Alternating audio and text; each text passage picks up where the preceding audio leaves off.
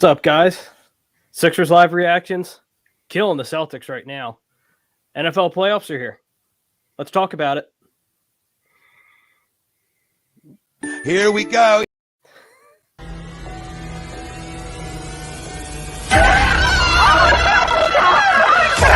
Let's go.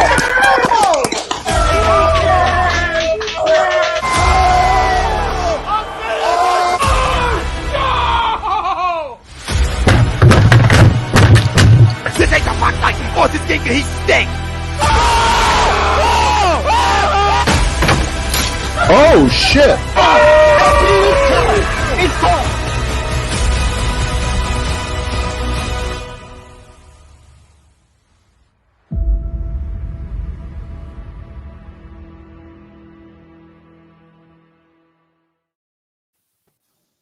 What's up, guys? Welcome to another edition of Fan Friday.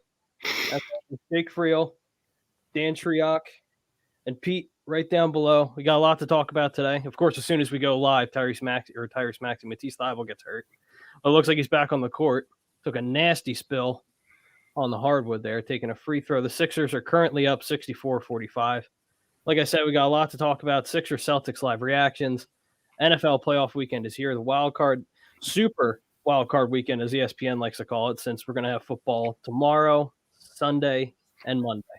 Got a lot to talk about. Sixers playoffs, Eagles playoffs. Got a lot to talk about. But before we get into it, Fan Friday is brought to you by Gleason's Bar. Gleason's Bar is located at 6700 Mill Creek Avenue in Levittown, PA. Use promo code A2D for 10% off your order whenever you dine in, take out, or order online at Gleason'sBarandSteaks.com. The website again is Gleason'sBarandSteaks.com. Before we get into our poll question is also brought to you by All Campus. All Campus is giving 20% off everything in their store, including hats, shirts, and their cornhole sets, all for our YouTube subscribers. So 20% off the entire store, which is a heck of a bargain. They're just giving stuff away. 20% off cornhole sets, t-shirts, and hats. You'll find something you'll love there. I can guarantee you that. John will take care of you. But the poll question for tonight, Daryl Morey is wasting another year of Joel Embiid by not trading Ben Simmons. Daryl Morey is wasting another year of Joel Embiid by not trading Ben Simmons. Agree or disagree? Dan? So I'm gonna probably anybody could contradict themselves with this question. Obviously, if he doesn't trade Ben Simmons, he potentially could be wasting another year of Joel Embiid's prime. Mm-hmm. But the way I look at the end of the day, if he doesn't get it right and he doesn't get the right guy or the right package in general, then he could be wasting not only a year, but he could be wasting the rest of his career, potentially by not making the right trade. So I'm going to disagree to the poll just because I feel like potentially he could be, hurting it more if he's just, I don't want to say nonchalant, but he's just, gung-ho at getting a deal done just to get a deal done, just to appease the fans. Because at the end of the day, look, I want a deal done. You want a deal done. I'm sure Pete, everybody in the chat wants a deal done. They want this shit over with. We don't want to be talking about this every week. We'd rather be talking about, them going on win streaks like they just were on, or, how well they're playing. But, they got to make sure they get this right. We drafted this guy number 1 overall. You can't throw that away, regardless of how we feel about he played the last time he was on the court and what he's done for us, as a whole, and not getting better. He's a piece that we have to maximize the return on. So I'm okay waiting it out, as much as it pains me to say, and getting the right deal done. So I'm going to disagree with that. Yeah, and it depends on how long that I don't want to use that word, but how long that process is going to take in order for us to strike a deal with Ben Simmons, because I feel like at this point it's pride. It's pride for Daryl Morey being like, I don't want to give him up for nothing, even though it looks like the value's very low. And the biggest joke, and before I say this, I'll let Pete go, but it's they had a meeting, right? They had like a lunch meeting or whatever. Daryl Morey, his agent, Ben Simmons' agent. I think Doc Rivers was there. I'm not 100%. Rich Paul was there. Was Adele there? No. Elton Brand was there. I'm just saying, if Adele was there, it might have made the meeting a little bit more tolerable, you know? He's in Hollywood, man. He's in. So they had lunch or whatever it was for. Maybe they were rolling in the deep. It was reported for like. Shut up. It was reported for like 5 hours, I think they said the lunch meeting was. And then we get a tweet from Rhodes being like, yeah, they had a long lunch meeting. Actually, no, he started off the tweet being like, oh, Ben Simmons update. Daryl Morey and Elton Brand met with Rich Paul and Ben Simmons for 5 hours in a lunch meeting, and nothing has changed. Nothing has changed. Appreciate you, Woj, but what's the point of your tweet? I mean, that's kind of significant. Like I didn't know the length of it. If they really did sit down for 5 hours. That's what I heard. I heard it was 5 hours. That's what I heard. But nothing has changed, he said. Yeah, nothing might have changed as far as stance, but like if it really lasted 5 hours, what the hell could you be talking about for 5 hours if nothing has like I don't know. That's they were probably ranking their favorite Adele songs. Well, they probably they probably tried to like mush him in there, be like, "Oh, congratulations on your engagement," and blah blah blah blah. They probably bullshitted for an hour. And then, yeah, it's ridiculous. But since I'm talking, I'll answer the poll question. Yeah, no, I think you have to agree, just because at this point, and another thing that Woj tweeted, he said he wouldn't be surprised if it goes into the 2022 draft. If this whole Ben Simmons drama, he said he wouldn't be surprised if it goes into the 2022 draft. So at this point, yeah, you're wasting what looks to be Joel Embiid's prime right now, and he's, like we said last week, he's gotten better, which is as crazy as that sounds after last year's performance. He's gotten better. But I really don't want this thing to, and we've talked about this a good amount, but I don't want this to be like another Allen Iverson situation where we have a generational talent who loves this city, who's practically the face of this city as far as sports goes, and we just waste them. That's my biggest concern more than anything. Daryl Morey should be on, and I'm not saying that he's not, but he should be pressing hard to get like a deal done. And right now, there's nothing that really seems to appease him. I would have gotten that deal done back in, I think it was back during the draft, the 2021 draft, when we got that deal from the Warriors. I would have done that in a second, but that's just me. I don't know at this point. I really don't know as far as the Ben Simmons stuff goes. But as far as Daryl Morey wasting a year of Joel Embiid, yeah, I absolutely agree, 100%. He's wasting a year of Joel Embiid, unless something gets done by the trade deadline, which is very possible. But looking at it right now at face value, yeah, he's wasting another year of Joel Embiid. Pete?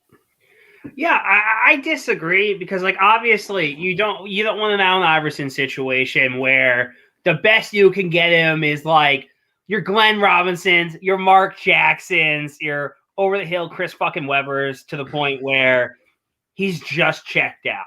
Mm-hmm. And you don't want that with Embiid, but like Dan said, like, you drafted this guy number 1 overall. Like, right. Everyone was just, you got to make the trade. And I said, cool. I said, obviously you have to make the trade. I want them gone. You want them gone. Dan wants them gone. Tom wants them gone. Everyone wants him gone. Mm-hmm. But here's the thing. You need to get value for him. Like, whether you like it or not, you need value for Ben Simmons. Like, getting a bunch of role players doesn't do anything to move this needle. Mm-hmm. Like, having a bunch of guys who can play on your bench doesn't do anything. Cam Reddish is a nice player, but I don't think not getting him is anything to write home about. Mm-hmm. There's nowhere he play, like, he doesn't start on this team. Right. Like, because I heard a lot of people, oh, we could have traded Ben Simmons for Cam Reddish. And I'm just like, it's just stupid. Like, he's a very nice role player for until he shows us anything. Like, maybe the Kings could possibly do something with us, but I'm like, they want value. They want a superstar or quality player in return. Going out and getting him some guy who's like your 7th or 8th player on your team does nothing to help Joel Embiid. You're not making this. It does. You're not essentially making this team better.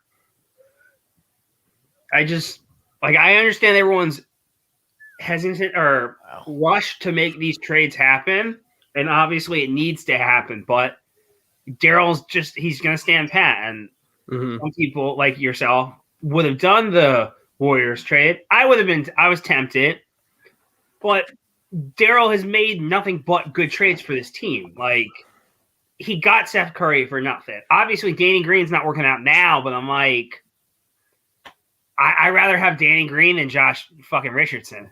You know what I mean? Like, or Al Horford, since it was a swap. Like, it's not even a question. Like, I'm willing to give Daryl Morey some time and some patience, and he's earned the benefit of the doubt. If there's a guy who hasn't earned much, it's the guy with a clipboard. Captain Choke Artist. I've never seen a fan base so saddened from a coach returning from illness. I know me and Greg said it when they said he was coming back. I'm like, oh, we're gonna lose tonight. Yep. You know what's ironic though? If you look at that the first game back, there was like a couple times, and I mean I know this happens throughout the game, where Doc is just sitting on the bench, just like yupping it up and talking it up, and is it Dan Burke? Is that who filled in for him? Yeah. was out there running the show. So I mean, look, at the end of the day, most of these guys, you know, they have all this stuff's put in place, you know, way prior to any of this. So, you know, it's really not much change from when Doc was out with COVID to when, you know, for 2 games. So, yeah, no, absolutely. Sixers are up 75-57 right now. It's just a turnover fest right now. And there goes Jaylen Brown with a dunk. Dan, do you have the stat line, by the way? I know we mentioned it earlier. I'll give you a second to pull it up real quick. But right now, if Joel Embiid scores another 30 tonight, and he's on pace right now with 18 points, he'll be the only Sixer in franchise history to have 30 points in 9 consecutive games. Yeah, because he's at 8 consecutive right now. So when I talk about Daryl Morey wasting Joel Embiid, that's what I'm talking about. Like, you have a franchise player putting up franchise numbers and could possibly break a franchise record tonight. So, yeah. So, Tobias has 15, 7 boards, 2 assists. Okay. Joel's got 18, like you said, 10 rebounds, 4 assists. Seth's got 11. Maxey has 10. Matisse has 8. I think he's played not only great defense tonight. When he's come up with shots, I feel like he's been, you know, pretty good. Furk has 7 off the bench. At halftime, this is what we were talking about. Tatum and Brown were pretty ice cold. They haven't really got hot or anything, but Tatum's 5 for 14 and Brown 7 for 16, 13 and 19 respectively. Wow. Yeah, that's bad.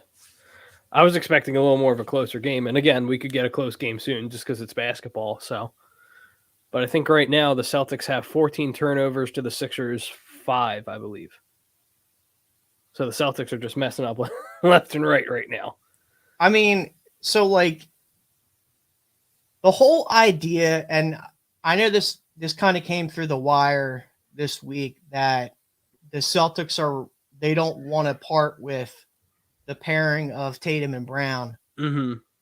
As far as like the talent of both of these players, I Bless can you. completely understand where they're coming from.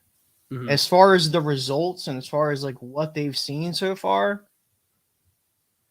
I don't. They're missing something, and it's you're not gonna.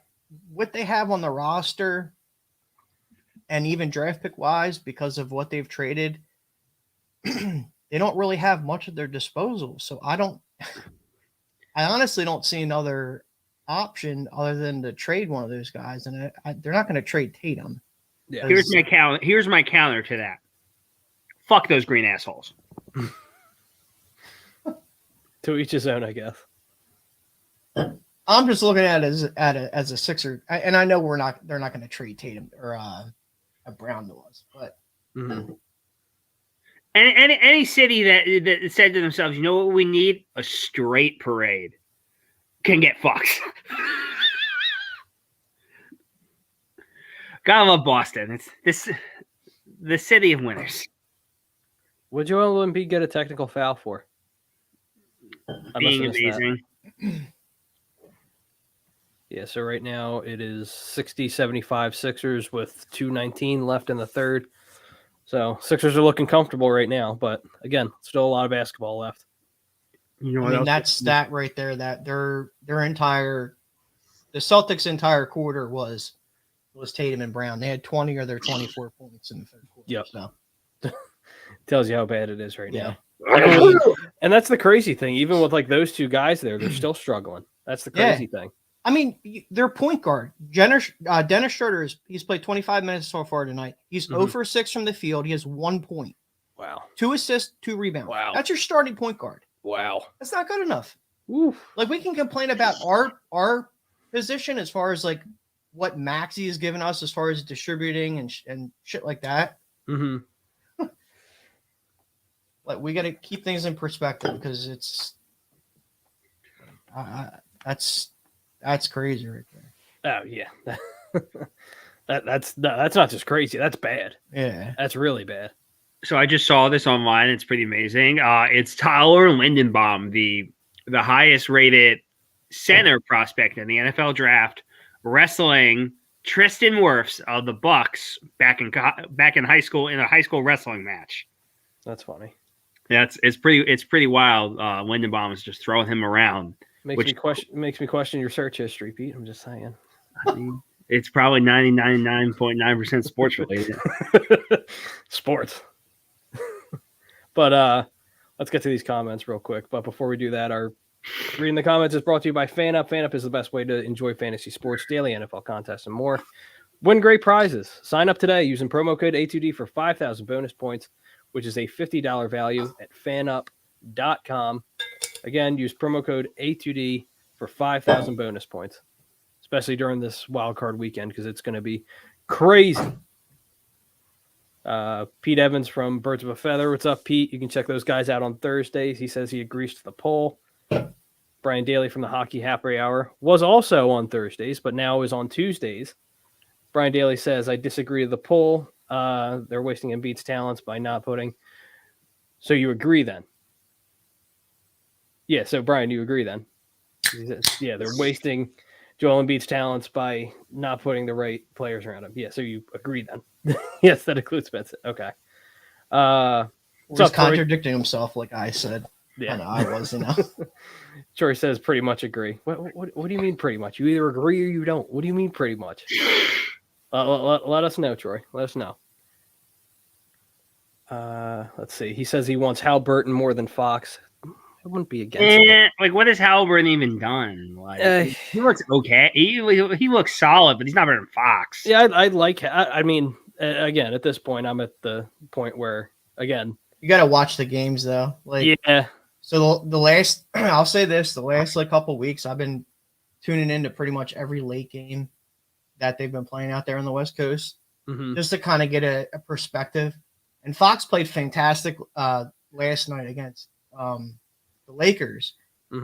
But prior to that, if you look at like what's done on the floor when Fox is off the floor and Halliburton's on the floor, it's night and day. Like, yeah, like Halliburton pops off of the screen to you, I mean, I don't know. No, I hear you. What a slam. Oof. Just ooped it up by Tatum. Let's score real quick. Let's see here. Score is 64-79 with 51 seconds left in the third. Sixers are still up, but it looks like the Celtics could be creeping back. What's up? Real quick. Yeah. That tweet that I sent out earlier. Mm-hmm. While we're talking about Sacramento. I want to kind of give you my perspective on that, why I sent that to you and why. Okay, read the tweet for everyone listening to audio. So this is from NBACentral.com, which most of the time they just tweet out a bunch of stuff that's been retweeted by other guys. But more than one rival team believes Sacramento could be convinced to take on Tobias Harris's contract to facilitate a Ben Simmons deal per at the Stein report, Mark Stein. Yeah, Mark Stein. Yep. Sure, great. Yeah, give me Halliburton and Fox and Hieldon. Sure. So here's my logic of thinking and why I think something like this probably, and at the end of the day, is more likely to get done if a trade's going to get done at the deadline. Mm-hmm. So money-wise, if you look at it, you got Harrison Barnes. You got Buddy Hield. That's $40 million there. I know we want Halliburton. Well, most people want Halliburton if you look at it, the basketball side of it, because if you look at Fox, he's very similar to Maxey. It's hard to not look at it and not see him. Right. But if you get him, Maxey, or if you get those two guys and then you throw Fox in the deal, that's $60 million. Mm-hmm. And it pretty much matches up financially wise to Tobias. And so run through it one more time. So coming here would be Harrison Barnes, Buddy Hield, and De'Aaron Fox. We would be shipping out. I'm assuming we may have to include something else, whether it's a first round pick or something. Or a I don't player, know. yeah. Yeah. Tobias and obviously Ben. Yeah, I'd do that. I would do it. I'd do it. Because I know which one you're talking about, Dan, because I saw that earlier. I think we're giving them, I think, $68 million in contracts, and I think we're taking 62, something like that. There's something along those lines, I think. I could be wrong. And you don't like to look at this into a trade, but I would do it strictly for the Tobias aspect of it, because I think Harrison Barnes has 2 years left on his deal. And I think I want to say Buddy he might have 3. I think, yeah, because I think he signed his deal relatively recently. Yeah. And then De'Aaron just signed his contract away. He just re-signed recently, yeah. Yeah. So, I mean, that might be their best deal if they're really trying to package Tobias with this to get it done. I don't know. Yeah, I mean, I wouldn't be against it. If you're talking about Tobias Harris, and Troy even said it here, he's like, do you all still want to trade Tobias? Yeah. See, with me, Troy, I've never been a fan of Tobias. That's just me. I always thought he was like an okay player. And I don't want to get on like a huge tangent with this, but like when the whole Jimmy Butler situation and Tobias Harris thing happened and we signed him instead of Butler, I lost my mind. But it's just, again, it happens. Mistakes happen. Costly mistake, in my opinion. But again, it's one of these things where you admit you made a mistake and you have to get rid of that contract. I'm more focused on getting rid of Tobias currently than I am Ben Simmons. If Ben Simmons was playing, I wouldn't care. I'd be like, all right, let's get rid of Tobias because I hated that contract when it was signed. But it's just, yeah, Tobias has got to go. I don't know what happened. I feel like if Ben was playing, I feel like people would worry about it a little less because Tobias is the third man and he's doing his job and he doesn't have to carry the whole load. But when he's just he can't be a number 2 guy. That's just not who he is. No. Well, if you look at it now, though, like you can understand how impactful Ben Simmons was to Tobias. Yeah, you can look at how impactful Ben Simmons was for a lot of guys. Yeah. Like you can say what you want, but Well, yeah, because Ben always set him up. That was the big thing. Ben always set Tobias up. Whenever Ben would run down the middle, he'd always throw it out to Tobias, or he'd be at least right on the 2-point line, and he'd be right there. So it's like I said, if Ben Simmons was playing, I wouldn't be.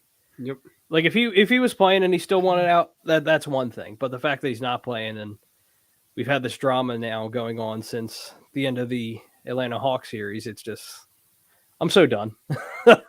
I'm so over it. And I feel like we'll be saying that a lot more as we get closer to the trade deadline. But so what came out earlier about the whole thing, that there was two contradicting reports that came out. One was them saying that De'Aaron Fox was enough or was intriguing to the Sixers, and then multiple reports came out later around here that said that wasn't the case. My thoughts is, if they can include Tobias in this deal and get off of Tobias's contract, and let's say bring in a Harrison Barnes, which I don't think at the end of the day, he doesn't move the needle much more than Tobias does.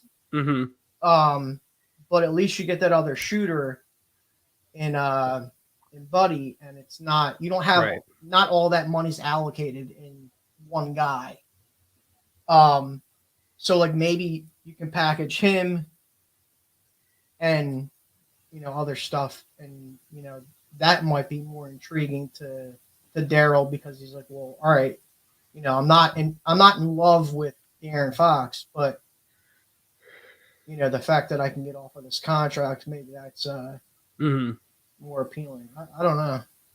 It's crazy. Yeah, it's an interesting thing. And again, you're going to start hearing more and more of these reports as we get closer and closer to the trade deadline. You know what I'm saying? So it's like, you don't know what to believe. You don't know who to believe. And that's the crazy thing about like free agency in whatever sport it may be, because it's going to be nothing but rumor central and people being like, oh, well, we heard word that this player is interested in going here because they went to high school with this player. It's a whole monogamy of like a bunch of different things. But right now, Sixers are up 85-70 with 10:25 left in the fourth quarter.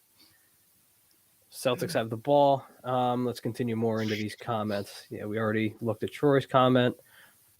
Rose says nothing is going to change until the trade is made. Yeah, no, you're not wrong. Chuck's Moranin from Birds with a Feather. What's up, Chucks? Yep.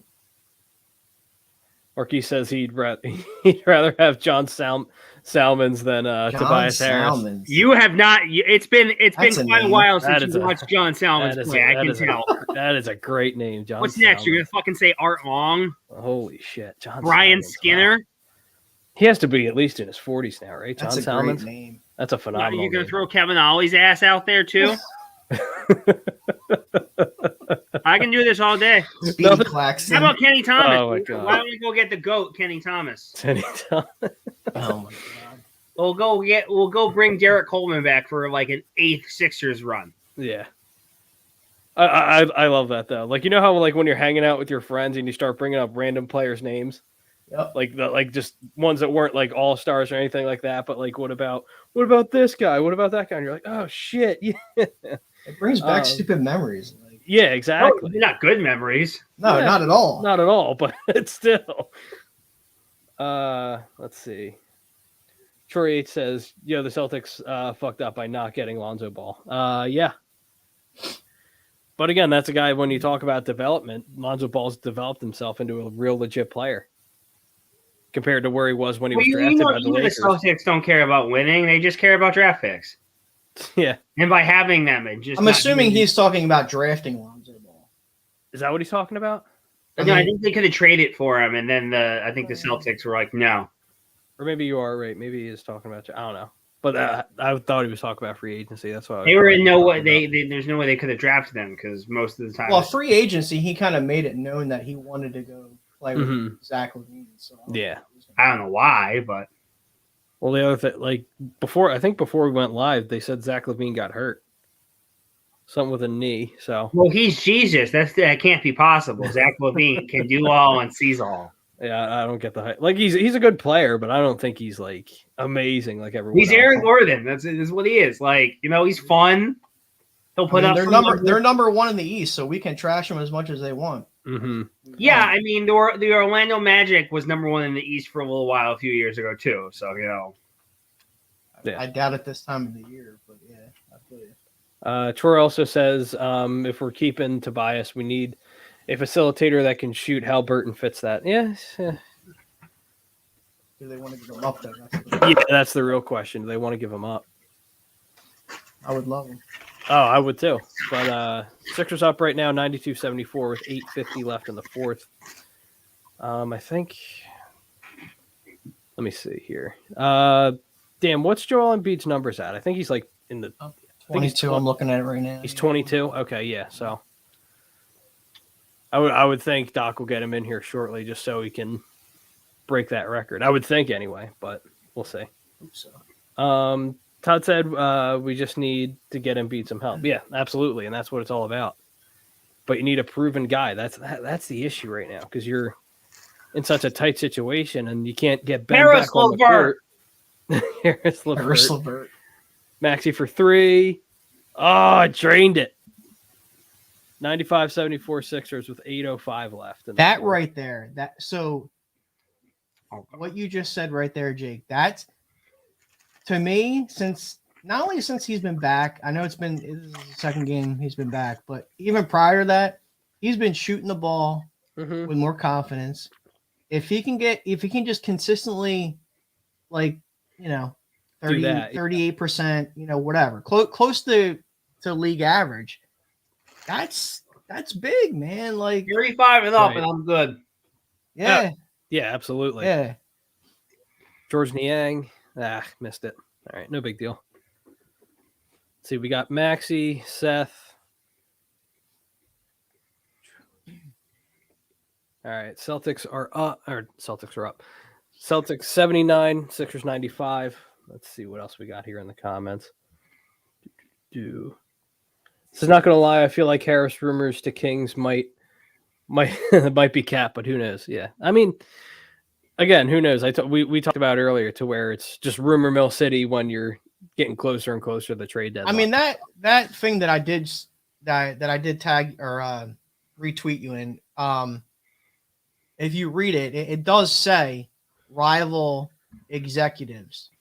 So this is all coming from in the division. Yeah, what other or in the rivals think? Yeah, what other rivals think that they would do, and they're not wrong for thinking this. If you look at the way the Kings have ran the ship for years, for decades, honestly, they haven't run it right. So it wouldn't be out of the ordinary to assume that they're going to take on, a bad contract and then bring in a guy that has, some clear flaws to go along with his, his obviously his outstanding defense. Oh yeah, no, for sure. Absolutely. Let's see. What did Troy also say? Troy said, Chelsea, the Trailblazers want to train Norman Powell and Rocco. I'll take Norman Powell in a second. Yeah, I'll take Norman Powell. Rocco can. Hey, he's an all-elite defender. I'll take him. We don't need another defender. No. We need more defense. No, yeah, that's another thing that's overrated in the NBA, in my opinion. Obviously, you need defense, but you don't need like a top 5 defense or anything like that to win a championship. That means a 3. Yeah. So here's my thing, like the Cam Reddish thing. Mm-hmm. That was never going to move the needle as far as Ben Simmons. But you're telling me, like, he couldn't have been the Sixers couldn't have offered Shake Milton in a first-round pick? Oh, you see, here's the thing with that. So I understand why Sixers fans are kind of annoyed at not getting him. Does he start on this team? I say no. Who? Does Cam Reddish start on the Sixers? He absolutely could. Yeah, he would. I don't think so. Watch the games that Cam actually starts and plays in. Mm-hmm.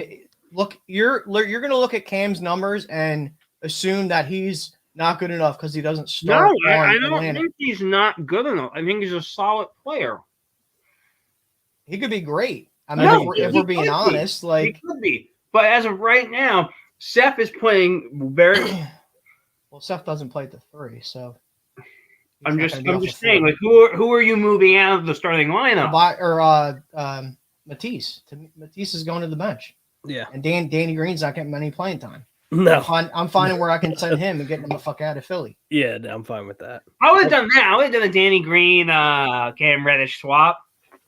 Oh, if I could do that. If I could do that, oh my God. I'm right with you. I'm streaking down Broad at that point. I'm not going to blow Daryl like I would Doug, but I'm not going to. Honestly, if we're looking at the way the Sixers is constructed right now and the starting lineup, your wing, that's your biggest need. Oh, absolutely. Because Maxi's proven he's adequate, more than adequate enough to get it done with Joel. You know, like. Yeah, no, absolutely. And the thing is too, Cam Reddish is only 22. That's the other thing. He's only 22 years old. Yep. Oh, I didn't realize he was from Philadelphia. I didn't realize that. Yep. Yuki. Norristown, PA. Huh. But look at that. They're saying now that RJ Barrett, him and Zion is going to try and push his way to New York.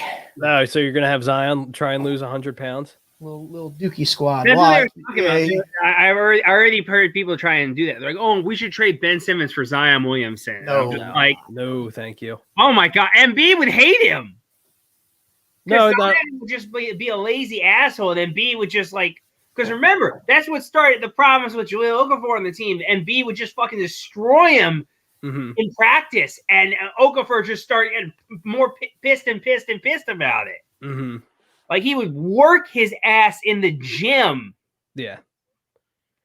So quick injury update real quick. According to Bleacher Report, 76ers forward Matisse Thybulle has right shoulder soreness and will miss the rest of the game against the Celtics. So that fall on the court might be a little more serious, but again, I don't think so because he went back in, but we'll see. We'll see how that goes. Sixers up 98-83 with 5:15 left in the fourth. Joel Embiid's back. Maxey shoots for 3 again, and bang! Woo! Clean. Bing bong. Clean. Sixers up 101-83 with 5 left. Goodness gracious. And that is my pop culture reference for the show. There you go. Thank you. We all needed it. It's very important that we stay current and relevant. Yeah. Troy also says, what about trading? What's he say? What about trading Tobias Harris to the Trailblazers for Norman Powell, Rocco, and Filler? They'd be better fits for Joel than Tobias. Oh. Oh, Joel Embiid was almost going to blow up the roof with that dunk if he made that. Woo! Goodness gracious. Now they're sitting Joel Embiid again. Good Lord. I want the record. I want the record, damn it. All right, so let's see here. Todd also says that's why I want to keep Maxey because of his shooting. Yeah, no, absolutely. Like we talked about earlier. I would do that last trade, though. You would do that last trade? 1,000%. Norman Powell can, like, in terms of, like, a guy that I would want, he's not going to start for you, but if a guy that's going to come off the bench, and I think Rocco's got another year left on his deal. I think so. I can pull up his contract real quick. Let's see here. But Norman Powell's underrated, man. Like I like Norman Powell a lot. Yeah, I'm a big fan of Norman Powell. Let's see here. Ooh, that's not Robert Covington. Hold on a second.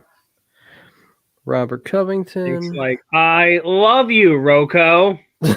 I was actually a Rocco fan when he was here. Yeah, I like Rocco. Yeah, when I was going to events here and there with Sixers 24/7 back in the day, we got to the first time we ever got to like play on the court and stuff. We got to meet Robert Covington. He answered questions with us, signed autographs. It was awesome. Covington. Cove. Hey, remember when he was first team all defense? Yeah. We thought that was going to be the hilarious thing is that people shout. They're like, I'd rather have Carmelo. That was my favorite thing that season. They said they would rather have Carmelo. I wanted Melo. Because I was one of it's those because people. all he is, like literally all he is he's Matisse Thybulle On steroids. with a no. He can't block. He doesn't come up with crazy blocks like Matisse does. Yeah, but he can actually score. Yeah, when he gets a catch and shoot 3 every now and then. When's he driving the ball? Can he dribble? Can he dribble the ball? No. The answer's no. Yeah, no. Let me know. When he was here Let too, me know. to a Let me degree. know when Matisse Thybulle is ever ranked by anyone as a top 50 player in the NBA. I can say that about Robert Covington. He's not when was he ever a top 50? Yes, there was a few years ago. He was ranked in the top 50. Pull it up. I would love to see it. Yeah, I don't know. It was Sports Illustrated a few years ago. I remember. Sports Illustrated. It's a list. So with Rocco's contract right now, he's an unrestricted free agent next year. Oh, then that trade's already done. Yeah, pretty much. Joel Embiid has 22 points, 6 for 14 from the field, and 9 for 9 on free throws. Why don't we trade for Nurkic? So the question is, can Joel Embiid get the record in less than 5 minutes? We'll find out. Sixers up 101-86 with 4:25 left in the fourth quarter. You know what? I cared about that whole thing coming into the game and now. No, I really the way don't they played. care. Yeah, I really don't care. I'm glad to see he's back out there, but the way they've played tonight, as far as Joel wants the record, shot for 3, bang! 5 more points. The way they've controlled this game. Oh yeah, from start to finish, they've controlled this game. Absolutely. Goodness gracious. Yeah, 25, 13 rebounds for Joel Embiid. Another fantastic night. Is that another Celtics turnover? Uh-oh. Sixers moving down the court. Who's the Celtics head coach? He was our assistant. Yeah, why am I know. I know his name. His name escapes me. So as soon as I saw him, I'm like, oh my God, but I forgot his name. Oh. Damn it. Tobias for 3. Let's see here. Goodness gracious. Great balls of fire. Troy says he thinks Rocco would be great as a 4. Verstelen gives Joe Crowder vibes. I would love Rocco back just because everyone would just be whining little bitches the whole time. All right, so brings him and Hollis Thomas back. Passes it to Joe. Passes it to Seth. Seth for 3. Bang. It's Aminia Udoka. I'm probably not pronouncing it right. Bring Tony Roten back. Udoka. How do you say it? It's Udoka. Udoka or Udoka? I don't know. But yeah, he was on her pop's tree, and Okay. Brett Brown brought him in. That makes sense, Left. That makes sense. All right. Sixers up 107-80. Up 107-89. 2:43 left. Sixers just called timeout. Do they sit Joe? That's the question. Do they sit Joe?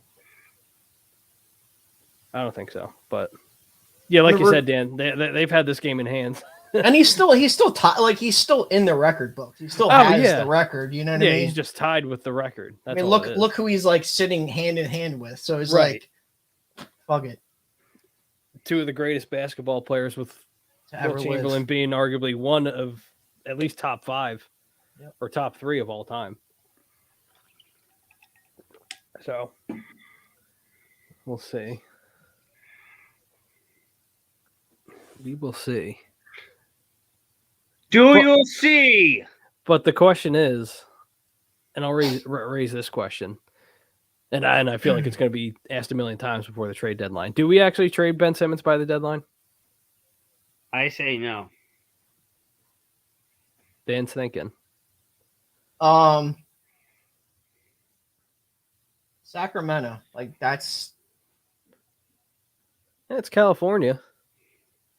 I'm telling you, like that's going to be the big thing, and I keep thinking back, like since I've seen this stuff being put out there, I feel like if they can get rid of Tobias and they can get those 3 guys for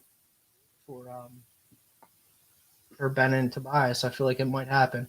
I honestly even feel like maybe Sacramento might have to include like a first-round pick or something in there just to appease Daryl, because he's not going to budge. We already know that. So if he's not budging on the demands, I'm not concerned about it, because I know Daryl. He's not gonna just take any kind of random shit for.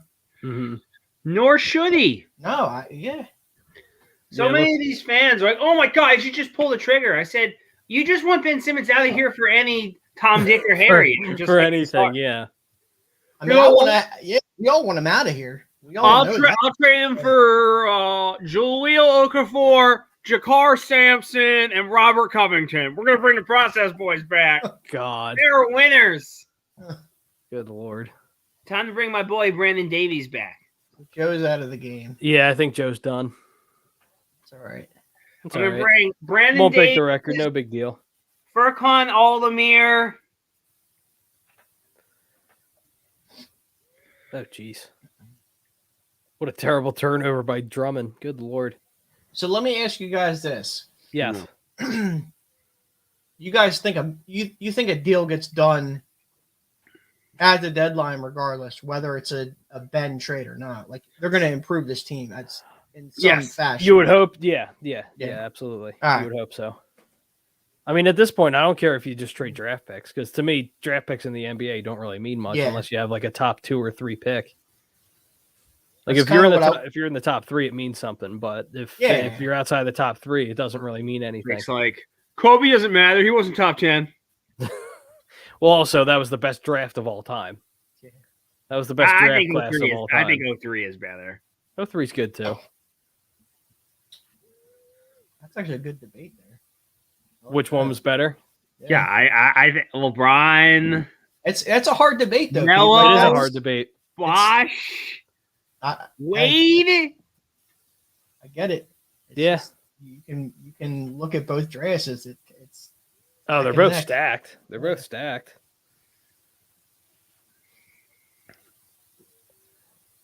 Sixers up 107-96 in the fourth. Garbage time. They're on a 10-3 run. Celtics. It's all the garbage time. All the garbage time players in. So at least for the Sixers. Yeah. So Sixers will come home with another win, which is good after a tough loss to the. We won the sports. The Hornets.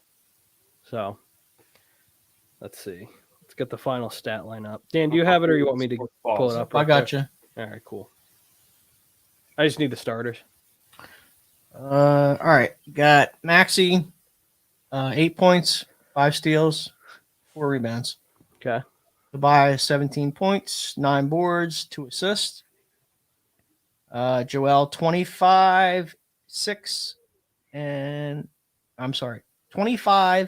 13 rebounds, 6 assists. Again, with his assist every night, is just improving. Mm-hmm.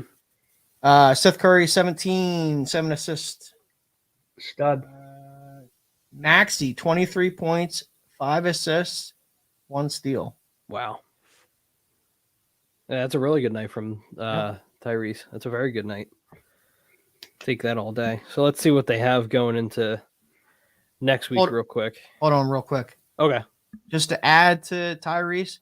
So he was 8 from 16 from the field, so he was shooting 50%. Nice. Take a while. Guess what he was from 3? 55. He was 80. You're closer, 80%? Jake. You're closer. Okay. He was 5 for 7, 71% from 3. Oh wow, Nice. Okay. Like, yeah, he got hot towards the end. So yeah. But again, that's another guy who's very, very young. And then again, if you can get an all-star for him, I get it, I understand it, but I really want to keep him around. He's raw. He's like Pete Davidson around a celebrity, just fire. He's so raw. Like, literally, he's like, if you look at this kid and you realize all of the untapped potential, like, we're looking at him like 1 year in, and he's already like progressing this way, shooting from 3, like. Also, Joe got on his ass about it too, though. If you saw that press conference. Oh no doubt. Bitch. Yeah, he's like he needs to shoot the ball. Yeah, he needs to shoot the ball more, and he's doing it. So yeah, Ben's like, how dare he suggest such nonsense? That's another guy that I'm going to be sad that's going to leave after this year is Andre Drummond because he's going to get paid. Yeah. Someone's going to pay that man. Yep. Unless he I told everyone when they signed him, I said it's a great deal. Like anyone who's upset about a guy like Andre Drummond for like $1 million is a moron. Yeah, no, it's a great deal. He could feel loyalty though. I mean, I know, like he has could. gotten paid. Like everybody's saying, like Drummond getting paid. He has gotten paid.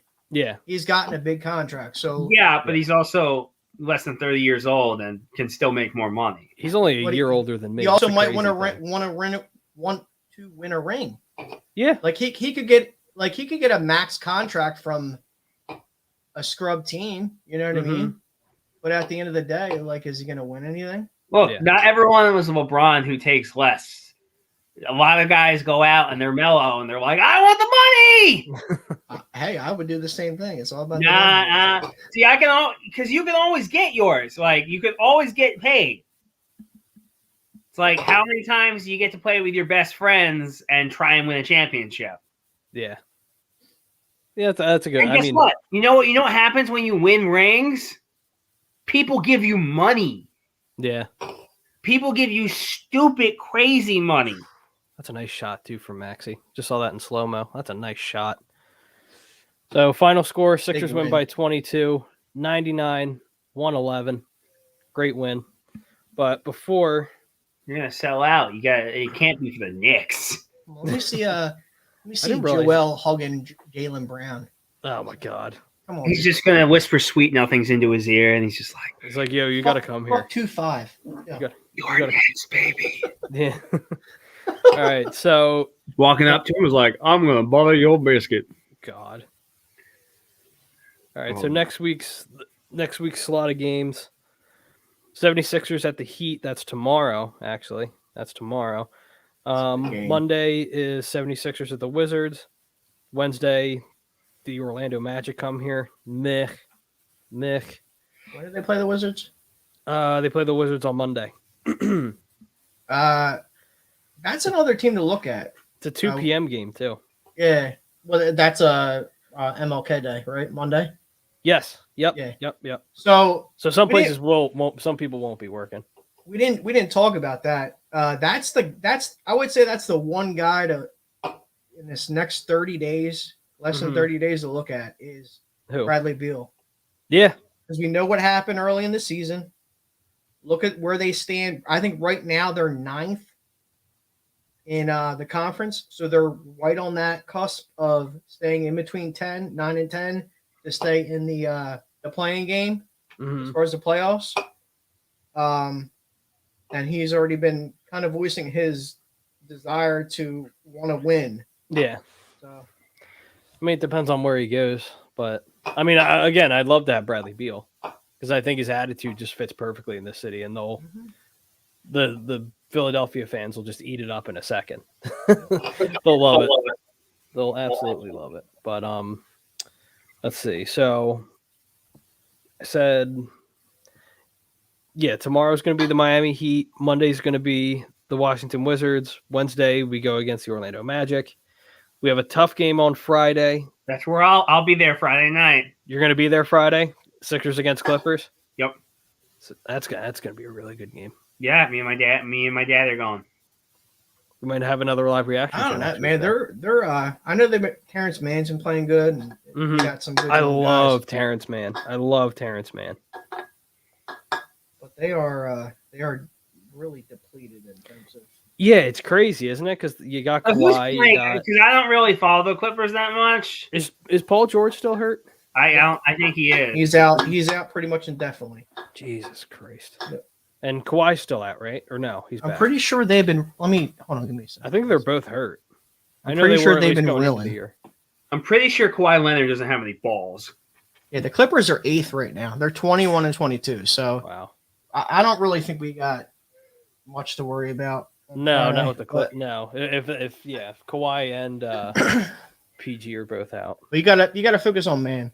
Yeah, Man and us and Morris. Morris, he'll come home and he'll want to. He'll be a douchebag, and then Joel will take it to him. yeah, no, absolutely. Oh, there you are, Bill. There you are. Bill. Bill says, do you guys think the Celtics get better if the latest trade rumor happens? Celtics get John Collins, Bogdanovich. Atlanta no receives shot. Marcus Smart, No way. Josh That's Richardson, and a 2020. There's no, absolutely I don't see no that shot happening. they do that trade. I don't think it Why happens. would the Atlanta Celtics do don't that trade draft picks for dudes. No, hold on. But why? Well, not even that.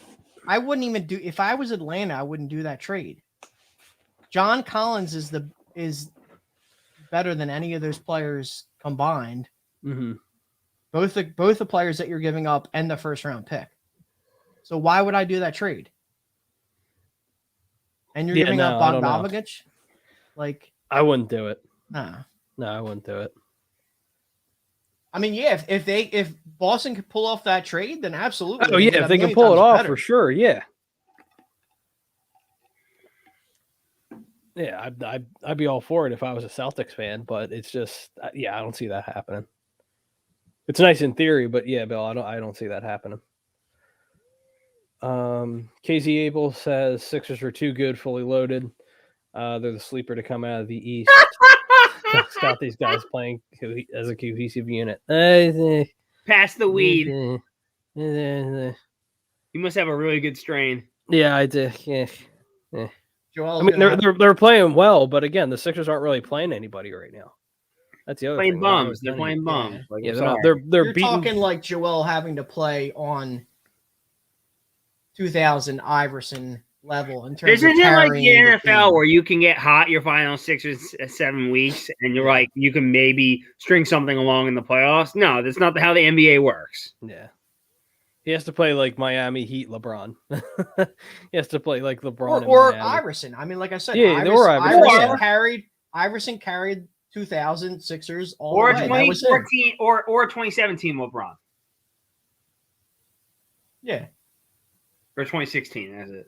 Yeah. When he just went in God mode. Yeah, no, absolutely. Okay. Before we move on real quick, do you have anything? You guys have anything more to add to this, or do you want to just move right on to wild card Flyers weekend? suck. That's also true. Flyers do stink. You got anything else to add, Dan, or you want to just move on? Nah, we can move on. All right, cool. Let's get into it. Before we start talking about wild card weekend, our next topic is brought to you by eXp Realty. Looking to buy or sell a home? Looking for a change in career or brokerage? Contact Alan Foy of eXp Realty LLC at 302-682-8820 or visit them at alan.foy@exprealty.com. Again, the phone number is 302-682-8820. So, the playoffs are here. Playoffs start tomorrow. What? The playoffs? You mean playoffs? Layoff. For the Colts, no. No, No. no. Not for the Colts. Not for Carson Wentz or the Colts. What's up, Todd? What's up, baby? What's good? What's good, fam? And fam, if you want to hop on, just message us on our socials at A2D Radio on our Facebook. Except or if you're Instagram. Rome, then you're not allowed. Your name is Rome. I haven't seen Rome in a while. Actually, Good. no, I It's saw a great him. life choice. That is a great life choice. I saw him a couple He'll weeks ago in the masturbate comments. to like his college tape or high school tape or whatever the fuck it is. Yeah, I saw Come him play me in basketball during the fucking pandemic. Well, come on, man. I saw him a couple weeks ago in the comments, but since then I haven't seen him. He comes and goes anymore. I don't know. Really? I'm surprised he hasn't tried to come out and just jerk off to like Carson Wentz failing. God mighty Pete. Jesus. I mean you treat him like the worst ex that you ever had. Because he's just They the like most each other. ridiculous individual I've I ever know. met. They like each other. Todd. Exactly. I literally had to sit here What for up, like Dan? an hour and a half at like 3 a.m. with him going through every Carson Wentz throw through like 15 weeks of football. It was the worst. Well, I mean, hell, Every time we he would come criticize on, damn Jalen Hurts every damn throw. I mean, fuck. Even no, Jimmy I know I goes didn't on. actually. Literally the last 2 weeks, I've said I'm riding with Hurts into 2023. Like, come on, I've made strides with Jalen. He's made no. Yes, you have, Pete. I'll admit that. I mean, a Did I not lot of say I would Eagles give him a fans fair have. chance? Did I not give him the fair chance? I mean, overall, I mean, A2D, we stayed true. You know, we wanted to see things. I mean, hell, even Tom admitted even Lotta, we paid him in the beginning. He criticized that because he hasn't seen enough, and he even went back and said, "Hey, it was worth the money. It was absolutely worth the money. Yeah. He should have been an All-Pro. I'm sorry, like you not, know, and that's not in his first year as a starter. At least yet. I don't know, man. He was pretty amazing. But no, Pro Bowl, I'll give you a I, Pro Bowl. I could think of Pro Bowler. Yeah. I mean, the fact that Lane didn't make a Pro Bowl is ridiculous. Yeah, right. Lane but didn't come up with sack all year. It's because of those games he missed. That's why. Yep. That's the only reason. Yeah. But Slay not making a Pro Bowl. I mean, the All-Pro was a joke. well, did you see his comment? Yep. He was mad that Trayvon Diggs was All Pro, and he's like, I graded the highest in single coverage in the league, and I didn't make an All Pro. He made it on interceptions. And I mean, that's the thing. The voting.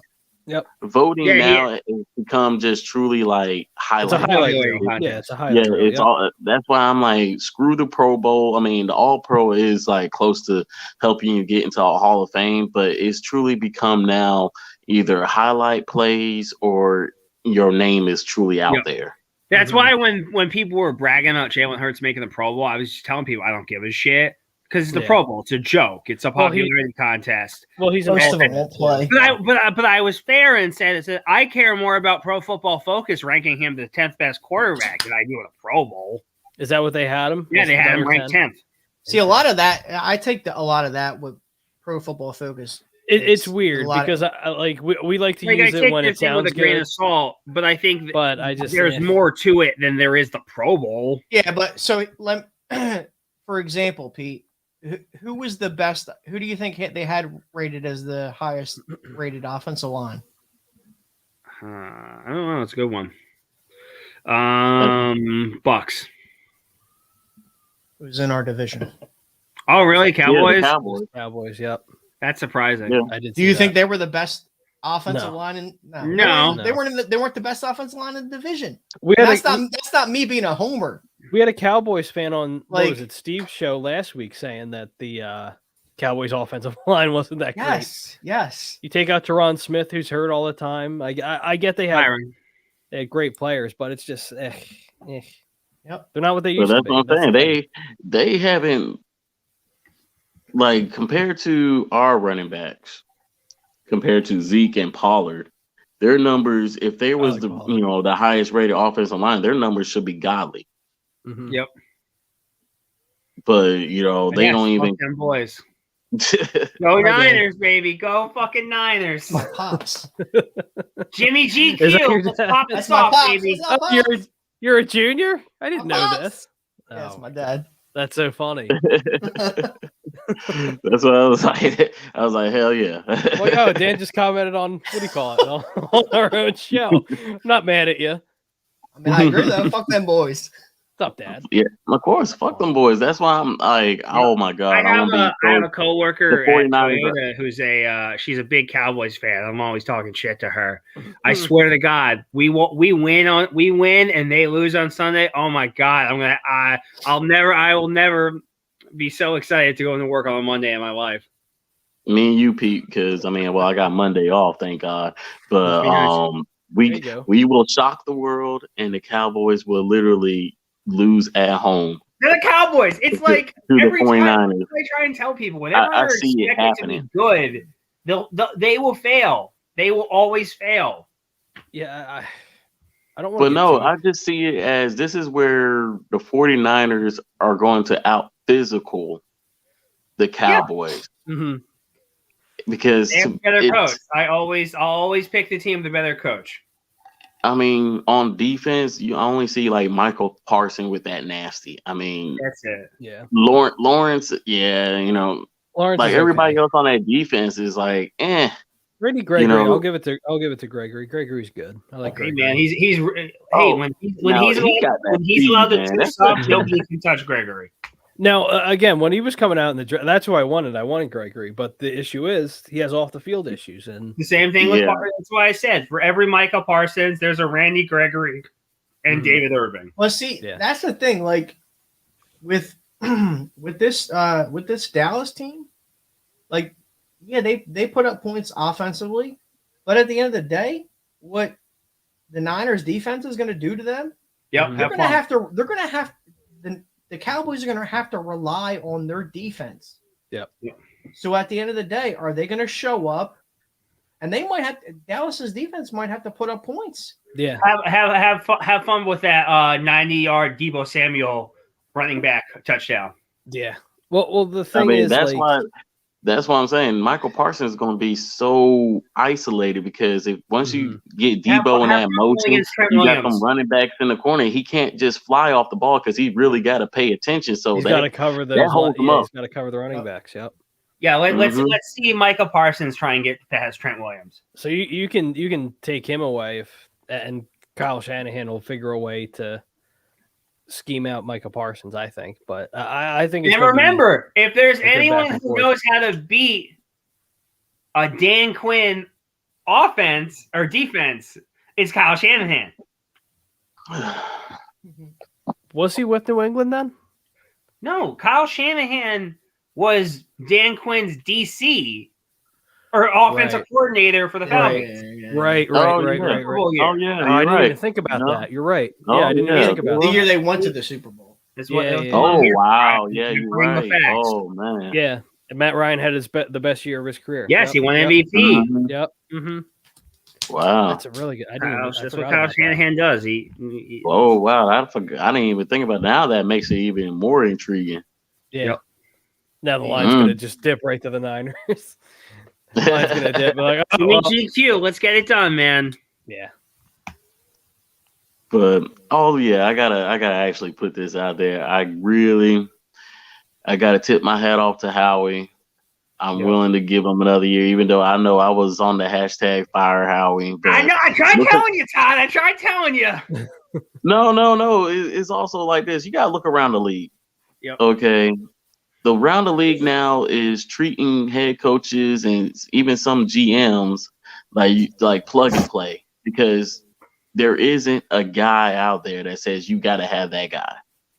Mhm. Everybody's seeing how you try to go like the young coach route, the one with all the young bright ideas. Some of them are not panning out so well. Mhm. You try to go to the old coaching trees. That's not really panning out so well. So now you got a lot of teams that don't even know how to steer their own franchise anymore. I mean, what Miami did to Brian Flores is truly That's absurd, man. That's a disgrace. That's Imagine a flat out winning- disgrace. Imagine winning 10 and then 9 wins, and then they fire you. I mean, no, that ass. I mean, I I'm was not hot trying on. to. Again, I don't go on Twitter often. I was hot on Twitter that day. I was actually like, and I said The I'm worst not even a part about Dolphins it fan, that and I'm day pissed. was they had not fired Joe Judge yet, and I was talking about an A2D, and I was like, I swear to God, if Brian Flores gets fired but Joe Judge keeps his job, I don't want to hear this bullshit no more. Yep. But not even that, man. I'm not trying to pull up no race card or anything, but it's sad to say that they brag about having this Rooney Rule.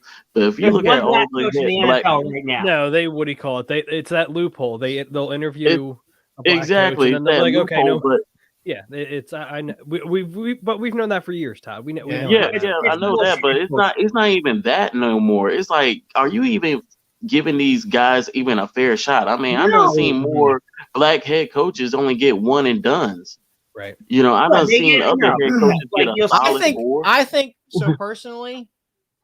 If I'm being honest with you, I don't even think they should have put any kind of like generalized light on any of that shit.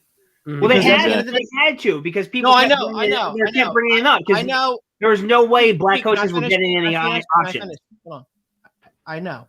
I know why they needed to, but like, It's a different time now too. well, no, not even that, but like, why? Like, what was the point of doing it? Because like, some of the guys that like were coaches, like that I feel like haven't gotten like the fair shake since they've been fired. So like the Niners, like what was my man's name? Linebacker. Oh, DeMeco Ryans. No. Linebacker for the Bears.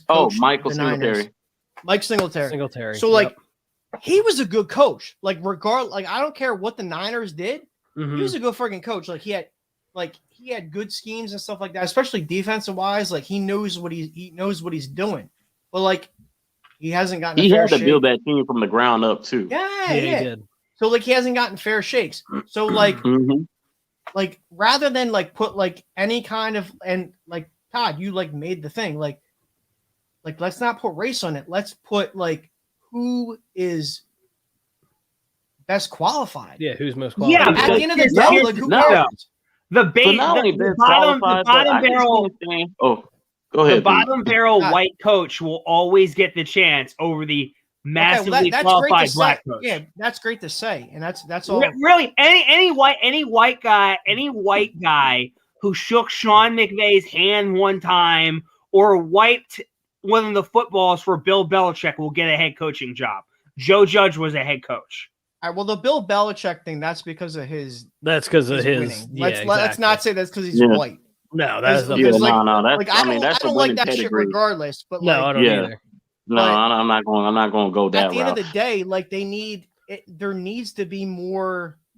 They don't need to put a precedent on it in terms. They added new stipulations now. It's like if you cultivate minority coaches in your system and you develop them, and they go off and they get a head coaching gig, you get a draft pick. Yeah, you get a third round pick. I don't know. Which is whatever. They just need to be more open minded. Like I don't need all that bullshit. Yeah, be open minded. Regardless, not just open minded, but for me, it's just like give a guy 4 years. Okay, I'm getting tired of seeing these garbage ass teams. Like okay, if you're literally selecting in the top 5. The top 5, that means your team is completely garbage and you need more years to actually build something. And to actually see a head coach in Brian Flores actually getting wins. You had 2 back-to-back non-losing seasons. And then not only that, sorry you didn't get into the playoffs. But he's right there. You see it, like you actually got a competitive team. Yeah. And to see him get fired, and that'll make no fucking sense, man. I mean, your quarterback. Don't worry, stinks, that what to me that Todd, that was a beautiful point. Like to me, him being fired is the biggest fucking disgrace that I've seen in terms of an NFL organization in a while. Yep. Because you know what? At the end of the day, if you wanted to fire somebody, it should have been the fucking GM. Yep. Exactly, and that's my point. Is you mean to tell me because, and this is where it even goes into society, because somebody can talk well on front of a camera or go to all these meetings or bow tie, luncheons and all that stuff. You know how it goes in the corporate world. Just going around networking, shaking hands, that bullshit. And you just by that initial interview or how you talk, whatever that's supposed to tell you who you are. Not everybody is gonna wow you on just speech alone. Okay, some people are like, "Yo, my talking does by actions," and that's what Brian Flores is. He'll speak to you, but he's not about to always talk. He's not a talker. He's a football. He is a football coach. He's a football guy, and what I always respected. He won 5. The fact that he won 5 games, that god awful Dolphins team, his first year. I was ready to give him Coach of the Year because they're trying to lose on purpose, and he's just coaching he wants to win. Yeah, he wants to win. But and then the head coach is even telling you to get Herbert over Tua. Right.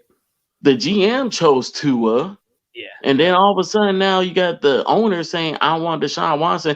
Of course, the GM is going to, that got done sucking him off and say, yeah, let's go get Watson too. And Brian Flores like this, look, you just can't go out and go grab a guy when we don't know the legal actions. Y'all gave me this guy. I'm making headway. What do you want me to do? How about the fact that they they lose 8 in a row? They lost. I think it was 7. Okay, 7 in But a row. regardless, And he got these guys cool, calm, collected, all together, and was like, all right, fuck this. We're gonna win 7 in a row. 8 in a row. They won 8. They won. I think it was 7 of their last 9, right? Yeah. Mhm. 7 of their last 9. So like, for you, Brian guys, Flores, you kept us from having a top 5 pick. I mean, that's why I mean, like, I don't know why any other Eagles fans. I'm glad he got fired now. Pissed off Yeah, about right. that. I'm kidding. It's like this. I was like pissed Brian off Flores twice. a lot. I was pissed off I didn't take that bet that they win 7 games, and I was pissed off that he turned a fucking top 5 pick into. Well, I mean, it's still a decent pick. I'll be happy with it. No, but 15 is still nice. But again, even the fact that he confronted the GM and said he wants more say in drafting players and bringing players into his football team, that's what a head coach is supposed to do. Also, the Tua thing never actually had the Tua discussion was never actually happened. Mike Lombardi lied and got caught. Shocker. Mike Lombardi lied about something. I never would have saw that coming. Yeah, big time shocker. But that's why I'm like, if you just seeing all that that's going around the league, and then also, do you really want to be in these quarterback conversations? Because if you truly count how many teams need a quarterback, I mean, I'm looking at the front office all the way to the quarterback. I think we're good for a couple of years. It's just we all gotta just keep plugging away on the team, keep building, and just keep believing in Hurst that he'll develop. I'm ready. I'm ready to use the desperate QB teams to my advantage. I mean, so here's this guy. He's really good. His name's Minshew. Here's the thing, right? Oh my god! So could you imagine? Third round pick. Jalen Hurts has a lot that he can show on Sunday. Yeah. Mm-hmm. And he can have a lot that he can, just not show on Sunday. Yeah. So Sunday's going to be a big and telltale. No, you can say all you want, but it can be a big telltale in terms of what this organization thinks. Molly, your team hasn't been relevant in like 25 years. Please move on. Love you, Molly. It's going to be a big telltale. What Laser Disc was popular the last time you guys were good. It's going to be a big telltale what this organization thinks. Yeah, no, absolutely. Like if he plays well, then that gives the organization obviously a lot of confidence. But again, it depends on what the whole QB carousel is going to be this offseason. Because Howie Roseman can't help himself but look. If Hurts wins, he's the youngest quarterback to ever win. Like, is it just an absolute, final decision? Like we, continue with the kid. I think it depends on because he beat the GOAT. He beat the GOAT in the playoffs. But how did he perform? Like what are we? Yeah, I actually mentioned this. It's like, would you? Here's the scenario. Would you rather him win and go like 12 of 28 for like 2 interceptions, or lose and he's like 16 of 22, 3 touchdowns, and like 300 yards? Honestly, I'll take the second one. I'll take the loss and the good performance because I have something I can build. I'm with you. I need the attempts. Like I need to see him actually throw the ball because as well, like as good as it is, like seeing them run the football, and I want them to run the ball. Like clearly, that's our best shot at winning. Is us running the football. Yep. We need to be able to throw the ball. And we need to finally beat the Packers. Consistently. So if we're not throwing the ball and we're not throwing it at a well, I mean, I don't think you're going to be throwing the ball much on Sunday because the weather. It's like 22 miles an hour. I get it. I'm just saying, like him throwing the ball, it's got to be at a consistent. You know what I mean? You got to see something from him.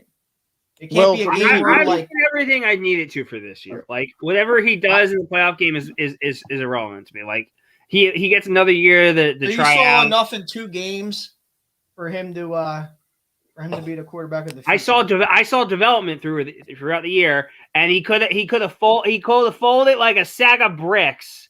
But when the games were on the line, he did what he was needed to do to win those football games. Yeah. And that's all I asked from him. And honestly, we were a 4-win team. We were expected to be a 4-win team. We won 9. He was responsible for 8 wins. And here's my thing right here. I hear you, Dan. Is you want to see I know that why they won most of the games. That's what I'm saying. But it's like that. I know what you mean. You want to start to see that little switch of where he's not just winning games with his legs, but with his arms. The attempts are starting to go up. Go from like the 20 to 25 to the 30 attempt. Like where he's actually able to move the offense. But at the same time, that's why I'm like, when it comes to these drops, that's such a rhythm killer for a quarterback. Especially is when these little dink and dunks, the little short little wide receiver screen. I don't care if it's if it could be a negative play. It is long as that had catch it last is made. year though. we got to stop making these excuses for these guys. Like our guy made it last year. And look what this fucking guy did in I mean, those hand in hand for his team. But the thing about it, Hurts is not making those turnovers. Like that's one thing I agree. No. You're like that's the one right. thing that we can't like. That's the difference between Wentz and Hurts is those turnovers are just so killer, and you just saw what the Colts just. Right. That's what we just felt like all through that season last year of just the constant. You see a hero play, but then you see the turnovers and the dumb decisions and. Carson Wentz just showed that's who he is. Like you've been in the league for 6 years now. That's who you are. You're trying to make the big plays way too many times, and you just chuck it. Yeah, and that is a true killer. Yeah, but I'm just rather see for us to be in the playoffs. This is not just to constantly look at stats. I would say we gotta. This is just about winning and building up the culture because this is still a rookie head coach. We're still that transitional team. You want these young guys to know what it feels like to win in the playoffs, to know what kind of culture we're trying to set here. Because going to the offseason, boys, this is like the monumental that's going to dictate everything going for a long time. Well, I think a lot of at least with me, I know. Pete says he doesn't care what he does in the playoffs, but to me, this is his most important game. Whether we win or lose, this is his most important game because it's going to show how he's going to be in these high pressure situations. And there's no bigger stage than the postseason because everybody's. Oh, absolutely. I mean, everybody's looking at you. That's the big stage. If he throws like 3 or 4 picks or something, then that's going to leave a bad taste in my mouth, and I'm not going to feel that good. There was 2. I'm just saying, if that's the type of performance I'm getting from him, I don't want it. Like obviously, he's not like we just said. He's not going to be throwing the ball much. No, so if he throws a pick, if he throws one pick in an inopportune time, whether it's in the red zone or what, like it's going to be scrutinized. We already know that. Oh yeah. My thing is my whole thing is like I want the dude to be good. I want him to be able to be the franchise quarterback because at the end of the day, I don't want to be a hater of him, and I want to be able to push him up because at the end of the day, he's under contract and he's under contract at a small dollar, so it's just going to be good for us. Right. But exactly. But I'm looking at it as I have not regardless of what I've seen in the last couple of games, I still haven't seen nothing's blown me away. Right. I mean, he's been a starter for 1 year. Let's go out.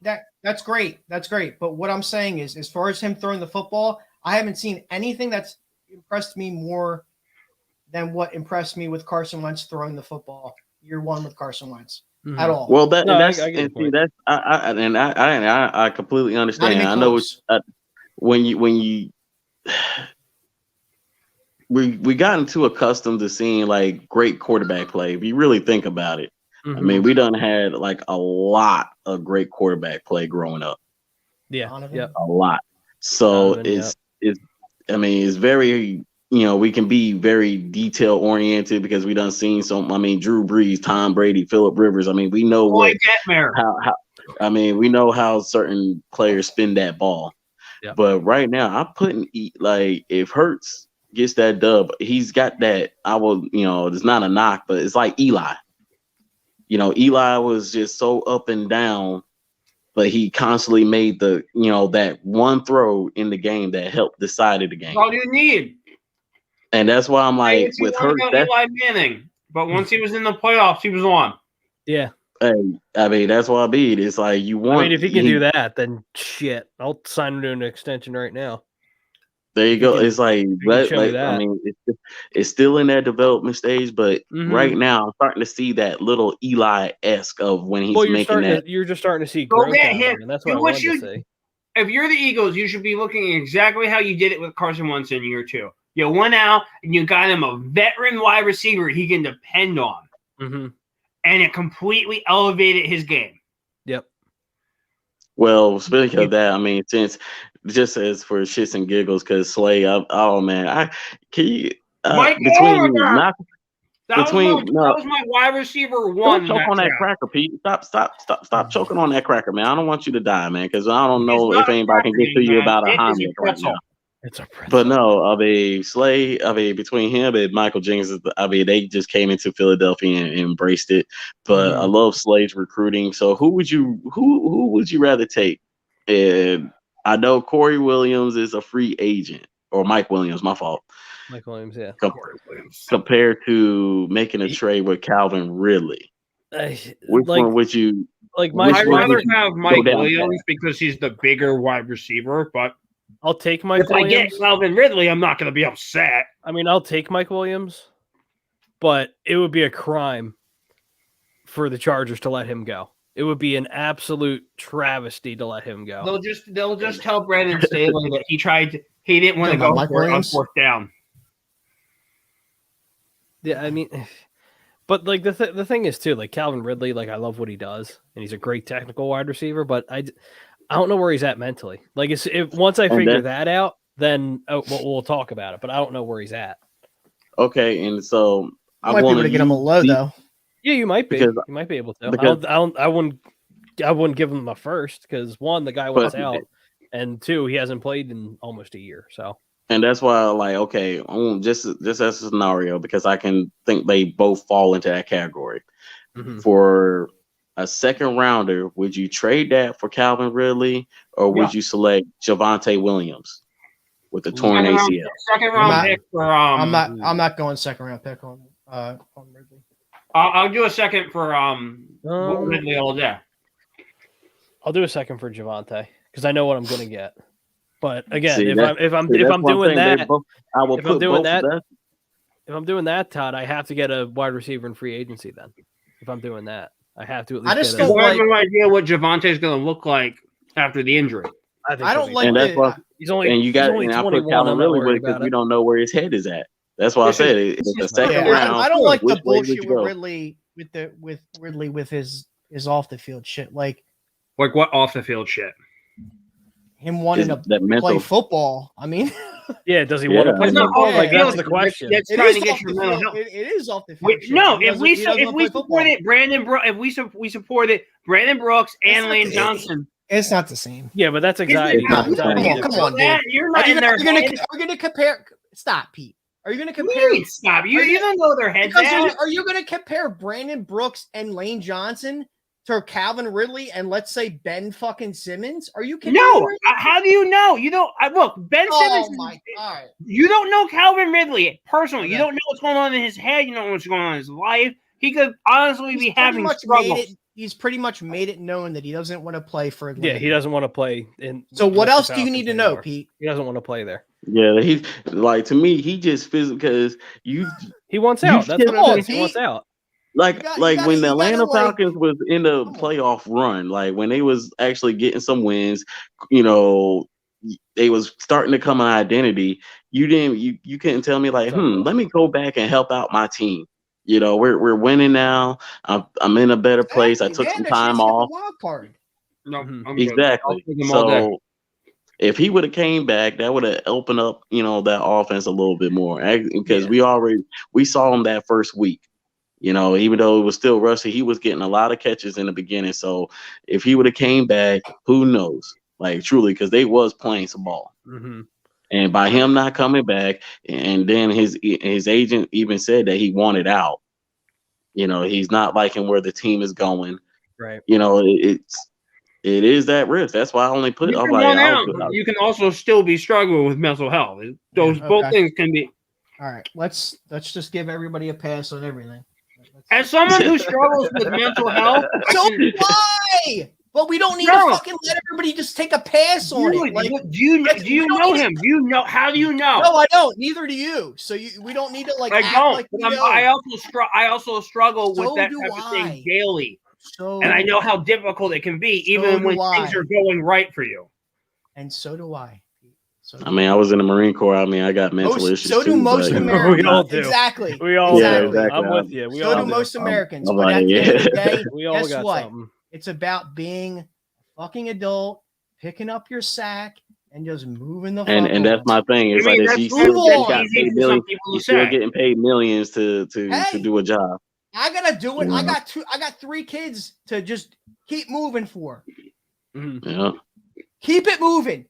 This You is gotta not keep moving the same for forward. everyone, It man. is. I'm sorry. Well, It's you know not. It's not. All right. I'm moving on. Moving on. My fault. That was just No, a you're quick good. question. So. You're good. What Godwin? What do you want him as a cheerleader? I'll take a Woody call. I'll take a flyer on Godwin. It depends on where his knee's at. But see, that's and seeing a lot of these guys go. I mean, between Godwin, like who. I mean, that's another Phil, one. It's like Phil, you got more than mental issues. Guy we want. I love you, but you got more than mental issues. I love you to death. I fucking love you to death. We've known each other since I've been here, so I've known your ass long enough. I love Bill. Oh, yeah, you love Bill, but he's nuts. Exactly. Don't let him get fired up. Oh my goodness. Went from He'll ATD hit you to from Dr. YouTube Phil or real Facebook. quick. He don't matter. That's how much mental That's why I issues he said I'll got. shut the fuck up. Went from ATD to Dr. Phil. Fuck. Jesus. But here's what I have to say, and we'll touch on this real quick, and then we'll get into wild card weekend. But oh yeah, I gotta make those. Dude, what a collapse! What a collapse from the Indianapolis Colts on Week 18. My goodness. Did you guys watch Hard Knocks, by the way, that last episode? No, I meant to catch it. You have to watch it. You have to watch it. You don't even have to watch the whole episode. Go to like the 35-minute mark after the game's over. Yeah. Jim Irsay didn't say anything at the end, but you could just tell by the look on his face. He was furious. He was absolutely furious. I was like this. I gotta watch that Hard Knocks because that's where you're gonna. It was so good, and it said so much too. Like that's no one said like directly, this guy stinks or that guy stinks, but like you can tell there's like a bit of a rift going on in the Colts organization. And again, I love it. It's great. I think it's hilarious just because of again, it's misfortune for Carson and it's a shame, but. Not my problem anymore.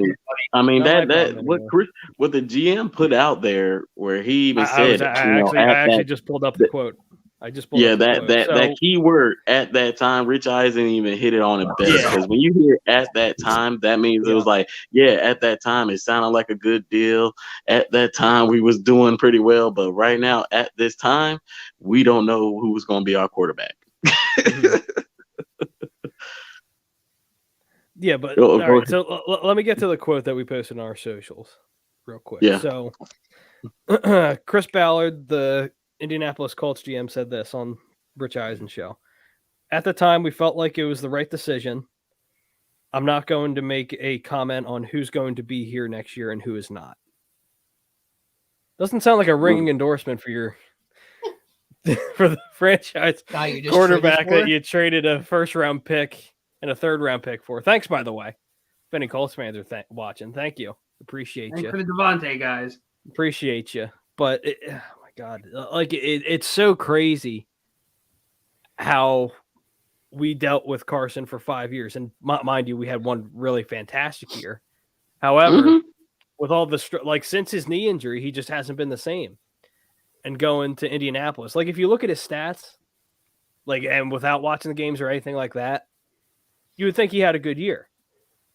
And that's the same kind of stats that he put up when we on one of those last 4 games. I mean, he got injured against Seattle, but those are the same exact stats. Mm-hmm. Is if you just look at the numbers, you're like, those are good numbers. Those are solid numbers. But when you watch the game, you're like, how is he doing this? Mm-hmm. Because Jonathan Taylor, exactly. Yeah, Jonathan. Dude, you take Jonathan Taylor out of the equation, they're a losing football team. Like there you go. Like the games that they've won, you take Jonathan Taylor out, they lose at least 5 more games, 5-6 more games, because like all the games they won when they took the ball out of Carson's hands. It's at the exactly. They made him a game manager this year and even struggled in that role. That's the crazy thing. He struggled because he can't help himself. That's what made, like, if you take away or put up Brett Favre. He's a low budget Brett Favre. He's a very low budget Brett Favre. Exactly. That's what I'm saying. Yeah. He wants to make those splash plays, but the thing about it, that's the difference. Brett Favre made those splash plays. You can't stop Brett Favre from Brett Favre-ing. Just ask the Saints. There you go. That's what I'm saying. You can't stop him from doing what Brett Favre does. Oh, my God. All I have to do is kneel the football. But wait, there's an interception to throw. Right. But, like, the thing is, like, I was listening to their exit interviews, and I was listening to the Colts station to what some of the fans were saying. They were making the same excuses for Carson that we made here. Be like, oh, well, if the offensive line did better and that whole thing, don't you find it funny how much better our offensive line got after he left and how good the Colts offensive line was before he got there with Phillip Rivers and Jacoby Brissett? Their line was fine. They had a great offensive line. But again, I'll counter. Our offensive line was actually healthy this year. What's up, Tommy? What up, Godfather? Yeah, like, that's the most important part. Like, oh yeah, no, for sure, absolutely. Last year, when we were bringing guys in, they just weren't performing. Right. Now, your second and your third team offensive line is performing. That's they're all playing well. But, like, it's just so crazy how they're not even just performing for Hurts. Like, you could look at it and be like, oh, well, it's all Carson. Whereas this is like, it's not even, they're just not even not just performing for Hurts, they're performing for fucking Gardner Minshew. Yeah. But not only that, he's not a leader though, too. That's the other thing. He's not a leader. And like, that's why I'm really looking at anything. You don't hear ringing endorsements from his teammates being like, he's a great guy in the locker room, blah, blah, blah. Like, you'll say, like, coaches speak and players speak. Yeah, he's a great guy. I love working with him. I'm not sure if you saw the piece. Chris Afonte of the Philadelphia Sports Network was talking about it. How he had interviewed Sean Bradley like 6 months ago, and they asked him about what Carson was like as a leader. And he's just like, oh, so how did he interact with the team? And he's like, he was cool with offense. But he never really interacted with the defense. Whereas Jalen Hurts is he's with everybody. Yeah, Sean Bradley was telling him that you got everybody interacting with the defense, he's interacting with everyone, and that kind of just shows as big as a Wentz fan as I am, it just kind of shows the differing personalities and the way they handle things. Well, you can see that because what was it after the who did they play before the Cowboys? Why am I forgetting? Washington football team. Yes.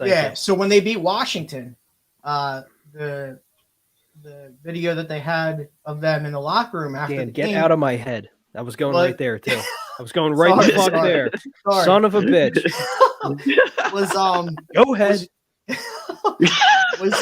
was Jalen and like that's what you want to see from your quarterback. I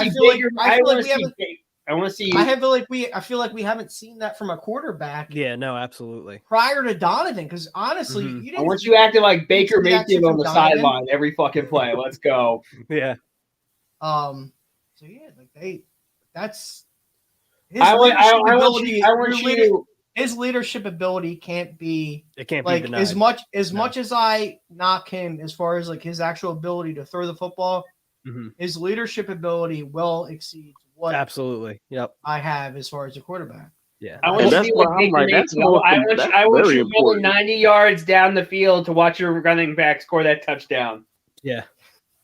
But no, to me, that's very important as being the quarterback. I mean, as much as we love arm talent, we know like that goes hand in hand because that's what the quarterback does. But for the guy that's going to touch the ball all the time and not galvanize his team, he's talking to not just his offense, but also talking to the defense, keeping them intrigued, keeping their morale up. I mean, that's what you want as a leader. Okay, he's got that C on his chest for a reason. That means he's trying to lead everybody into battle. But not only that, I think like his mental makeup. I mean, that Jeff McClain, question that was so. Did you see that? Did you see that? Okay. I was like, okay, so can you guys explain that to me? Because I didn't understand what the whole purpose of it was. Can you trust? And that's why he didn't even understand, but he still took the high road. I would have called him a straight up dumbass. Why did he just bring up Yeah. Jalen Hurts' high school performance from a game? I don't get it. Well, it was funny too because you see Jalen he wasn't really disrespectful. He just kind of sloughed it off when he was asking the question. He's like, "What's that have to do with anything?" But he he even gave him a chance to redeem himself. He was like, "This repeat the question." When he did that, he's like, "I want to drink this water. I want you to repeat the question. And if it's still stupid, I'm going to just say next." And he was like, "Can I just say?" Yep. I love stupid. Next. Yeah, next question. I loved it. I love the single earring that he rocks like he's a 1995. He's got that Jordan earring on. Don't hate on it. Don't hate on the what, Jordan man? earring. Why are you hating, man? That's not hating. That's saying I liked it. I like it. I think it's swaggy. I like it. That's swag, baby. He's feeling himself. He's ready. He's playoff ready. That's another thing, Cart. I want to see it. You're gonna have every opportunity on Sunday to show it. I'm excited.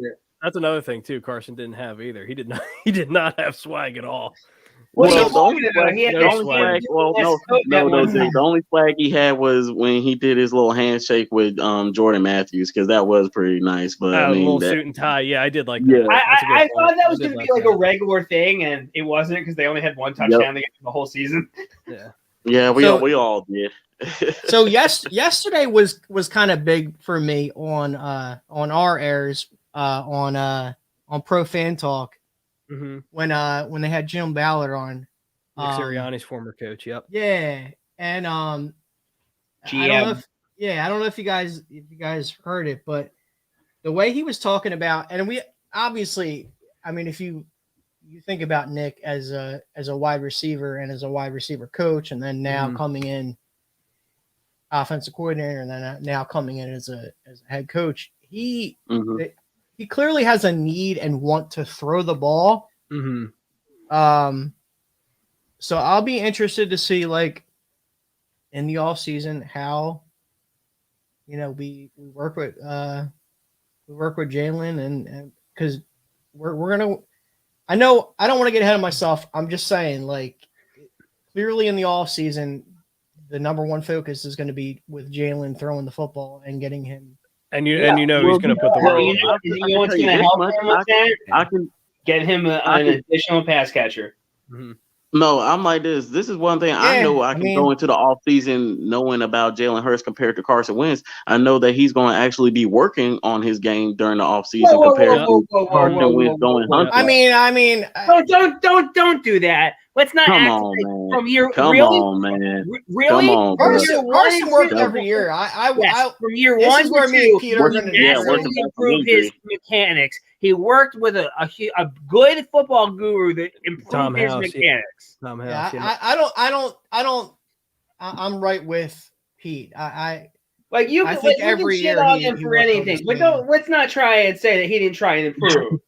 He was the fucking MVP of the league his fucking sophomore year. If he didn't get hurt, when he didn't get hurt, for the past couple of seasons he's been working back from injury. His mechanics went back down. I mean, like that. I'm not trying to trash him. It's just that I just feel differently compared to Carson, where I'm hoping that he, turns that switch and brings back that sophomore year to where I'm very optimistic about her coming into next year developing.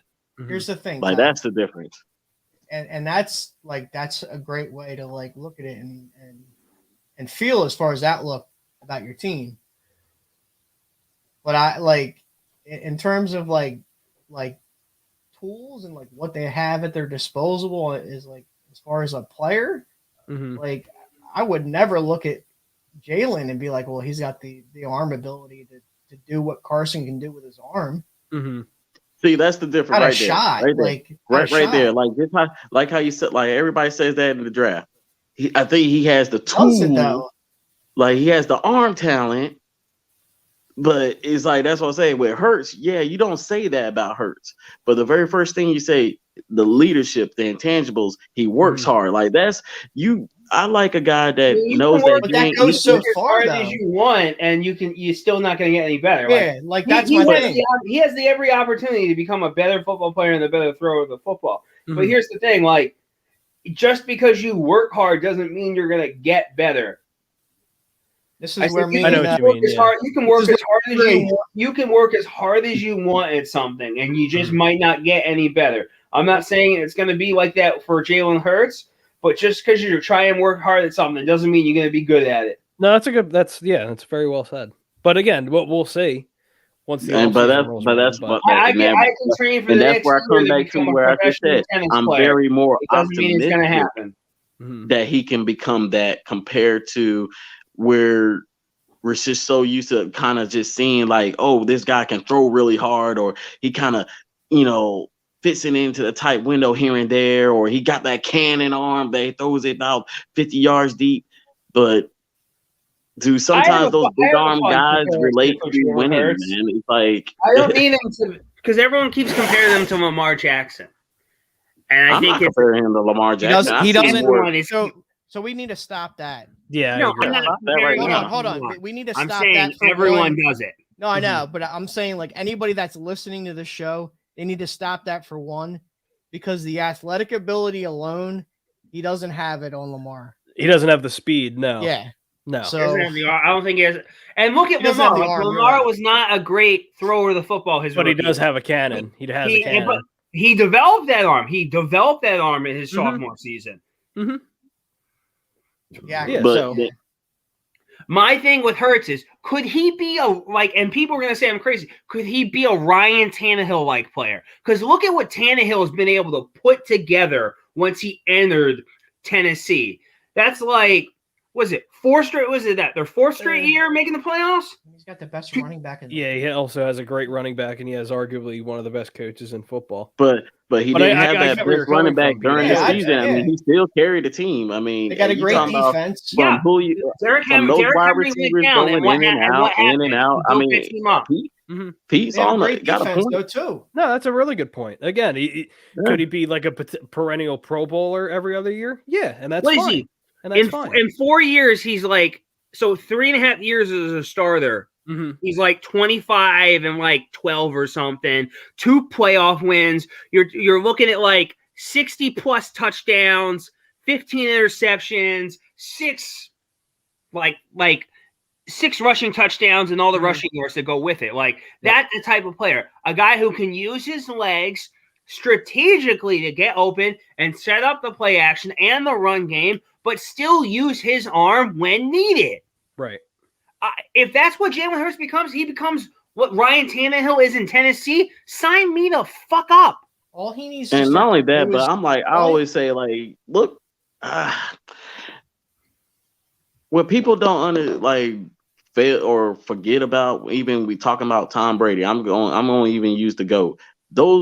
If you look back at like around those first 3 Super Bowls, he wasn't wowing a whole lot of people with like his arm talent. I was like I said, those first 3 years he was dink and duck Tom. It wasn't until he got Randy Moss when you discover, Tom actually can throw the ball down the field. Tom Brady didn't become Tom Brady until 2007. Yeah, but but that's my thing. That was Tom. Jalen needs to He still worked within the system. He did what a quarterback is supposed to do. Just make the completion, move the chains, run the ball. I mean, like everybody forgets that he was that kind of a guy that had to use, had to work within the system before becoming the guy. Mm-hmm. It's him. So this is where I'm like, they expected us to win 4 to 6 games. We won 8 games with him as a starter, and we're in the playoffs. Like I couldn't have asked for anything more. Like I didn't have any. Mm-hmm. But at the end of the day, it's about him making adjustments and learning how to make the. Yeah, and guess what? He's going to get another year with that. Yeah, I'm not disagreeing. I'm not disagreeing with that. Weapons, and he'll have playoff experience. Not to mention that they're going to bolster a defense around him to give him most likely, much like Carson Wentz had in his sophomore year, shortened fields, doesn't have to drive the whole length of the field, and is going to have more opportunities. Yep. He's still going to have to. He is. But okay. Can I finish? Can I finish? Jesus fucking Christ! Oh my God! How many times can you talk over somebody? Shut up for a second. Thank you. Many times as I want. Well, shut up for a second so I can talk. The bottom line is he needs to show on a consistent basis, and by a consistent basis, I mean like 5 to 6 weeks. Okay, that he's going to make these throws, he's going to make these reads, and it's going to be consistent. Because at the end of the day, if he's not going to do that, it doesn't matter. I'm not worried about him throwing the deep ball. Everybody's talking about the deep ball. Yeah, no. If you're talking about the deep ball, you're clearly not watching the Eagles every week because they don't throw the ball down the field like that regardless. I just need him to be able to make the right read and the right throw. If he's doing at the that, right time. Exactly. If he's doing that, and that's what I always just we're gonna have a whole additional year to watch that and to see if he's able to do that. Right, and that's going to be. That's why I look forward in his development, and he kind of showed that. I mean, it's taken a while, but he's been giving you that. He's been like, what was it during that Washington game? What he went almost 10 for 10 in completions. Something like that. Yeah. Yeah. So I mean, like, it's coming along. The game was on the line in those final weeks. The game was on the line, and he did what he was supposed to do to will them to those victories. That's what I want from a franchise. That's what I want from a franchise quarterback. I'm not saying Hurts is a franchise quarterback just yet, but when the lights are bright, I need you to show up. I completely agree. And what more can I ask from a first-year starter than to do that? Yeah, no, absolutely. Right now, big moments. Right now, I'm loving that Jalen Hurts is known for winning. Because look, I mean, Justin Herbert. I mean, my goodness, if he was in the playoffs, I mean, the Chargers definitely be one of those dangerous teams. Yep. But he's sitting on the couch. Yep. And you can't. I mean, granted, I mean that Chargers and Raiders game. I'm glad that was like the Sunday night game because that was just crazy. That was a phenomenal game. Stupid Raiders. They should have just fucking kneeled. And granted, yes, I mean, they were going to, but then the Chargers coach called the timeout. I mean, that's what you want as your quarterback. I'm not even gonna lie. I was like, damn, Justin Herbert. I mean, like right at the final second, still able to thread the needle, make the right play. But I'm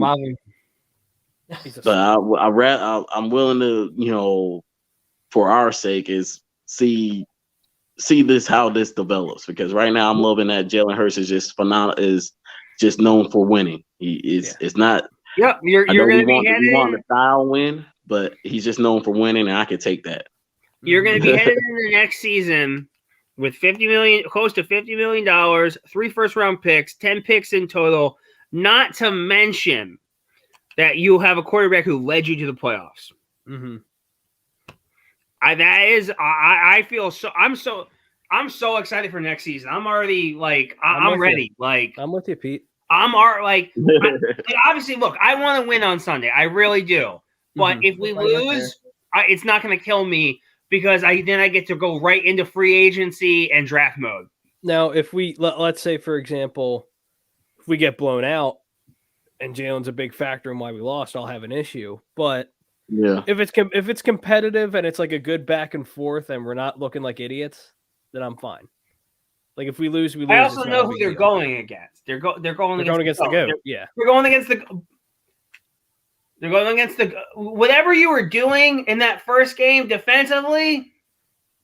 You still got to show up though. Like that's my thing. Yeah, you still have to show up. Gotta show up. Giving this kid like as many excuses as you want, and I get it. Like I know you're not giving them any excuse though. Like what I'm just saying, like you're saying, given he's playing against the GOAT. Like I'm not saying he gets a free pass. I'm just saying if we get blown out. You're not getting blown out because Jalen Hurts didn't have the world's greatest game. It depends on the performance. The defense got destroyed on national television. You can't say that. It depends on the performance. Like you're saying this is Philly, man. We line up. The game is at Sunday at 1. Over here is at 7:00. I don't give a fuck who lines up on the fucking field. If you wearing the Eagles uniform, you better punch somebody in the fucking mouth. That's what we're supposed to be known for. Nastiness. And so I don't give, this is playoffs, win or go home. And I don't care if it is Tom Brady. I respect him, tip my hat off to you. You did a lot, but fuck you, motherfucker. I'm trying to win just as badly as you. And So that's Tom's exact mentality too. You know that. So I'm like this. I'm looking for one thing. If a player don't want to be there, then stay your ass in the fucking locker room. Because if you coming out here in this playoff atmosphere, you better want to win at all costs. And that's why I'm looking at this whole mentality of a makeup of this whole entire team. If you're a winner, show me you're a winner. Let's go. Let's get it done. Said it best. We got the talent. Everybody doubting us. Like all this, damn sportscaster said, well, if the Eagles if a possibility of beating the Buccaneers, it'll be because they stuck to their identity. They ran the ball. So guess what? That's what we're going to do, and we're going to shock the world because everybody's still saying if it'll be a shocker if the Eagles win, but I'm still picking the Bucs. Like everybody's still picking the Bucs. I like shocking people. I like beating. So I am with Bill Middlebrook's comment. Like I am kind of with him. Like here's my outlook on in terms of like what we've done and like what I expect. Yeah. I know we. Where did I say? Whoa. Let me finish. Can I finish before you interrupt me, please? Because it's really obnoxious. Just let me finish before you interrupt me. I'll give you your time when you talk. So you play who's in front of you, and I understand that. At the end of the day, you got to play who's scheduled, whatever. But you have at the end of the day, you have to look at the majority of the teams that we've beaten and who we've played, and look at it. Like you can't deny who we've played, who we've beaten, and then who we've struggled with. Yep. So oh my God, I'm not done talking. Hold on. Shut up. Please. Continue. I'll respect you. So the playoffs are going to be like an ideal time for us to look at this and be like, all right, look, this is like the perfect time where we're going to be able to get a good judgment as far as our defense, our quarterback play, our running back play, and our offensive line play. Let's fucking go. Everything from here on out. Yeah. Okay. Gravy. Cool. But the playoffs is where this is where we start judging people from. That's the way I'm looking at it. I don't give a shit what you've done for me all year, because at the end of the day, I look at who we played. We haven't played anybody. We played a shit schedule. I get we won, but we didn't play anybody. We lost to the fucking Giants. The Giants. Yeah. Well, which one's worse, the Giants or the Jags? That's a good point too. The Jaguars is definitely a worse loss. Yeah. You play the teams who are in front of you, and I said you can't stop you. Just because you play a bad schedule, don't mean dick. Go ask the Phillies what the fuck that means. It doesn't mean a goddamn thing. It's what you do with that opportunity that matters. Jalen Hurts and the Eagles took every opportunity to seize that moment, to be winners, to beat those teams. Obviously, you lost to the Giants, whatever. Who the fuck did the 2017 Eagles beat? They beat the Rams, and that's it. They played down to the better teams for the majority of that season. They didn't beat the Seahawks. They didn't beat the Chiefs. Seed in the East. But who did they beat? Other than the Rams, who did they beat that season? Well, Denver Broncos at that time had the number one ranked defense. I'm not looking at the schedule, but they were the number one seed in the NFC. But you can use that same argument. They didn't beat anyone. But they were they're literally the number one seed in the NFC. Are you really comparing that season to right now? I'm not comparing them. But you're saying that they didn't beat anyone. That's not true.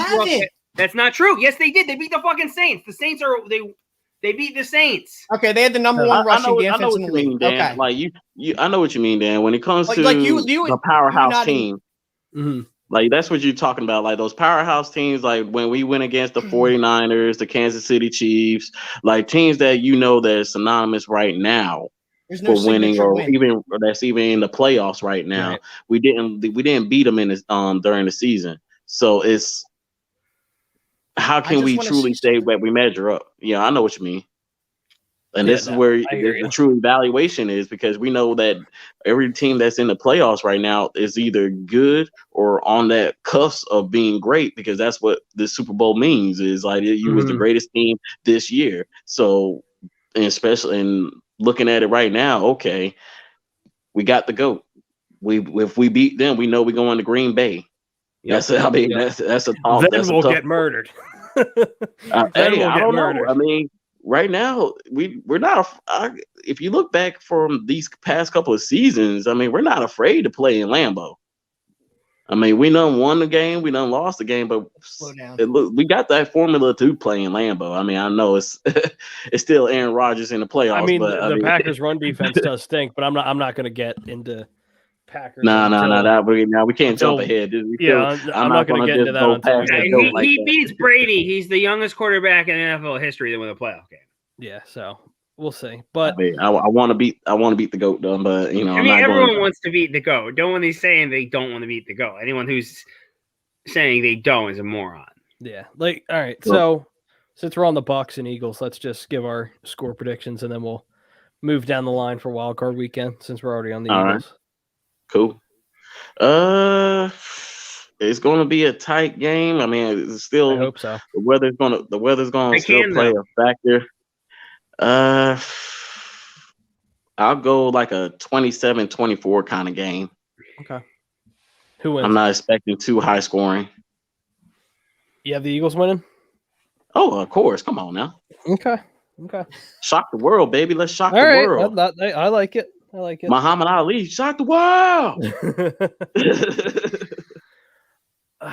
Won't be pointing at all these damn reporters and be like, y'all didn't believe. Yeah. I don't know. I've been like up and down this entire week. No AB, no Godwin. Yeah, I factor that into their secondaries. I think Levante David is sounding like he's not going to play. Back, yeah. So that just put. I'm like this. Okay, we don't have that side to side linebacker. Derek playing? I think Shaq is playing. He's going to play, but from what I'm hearing, he's not. It's like a partially torn ACL or MCL, one of the two. He's playing on something. Is Fournette playing? Yeah, Fournette doesn't have the explosion. Fournette's playing.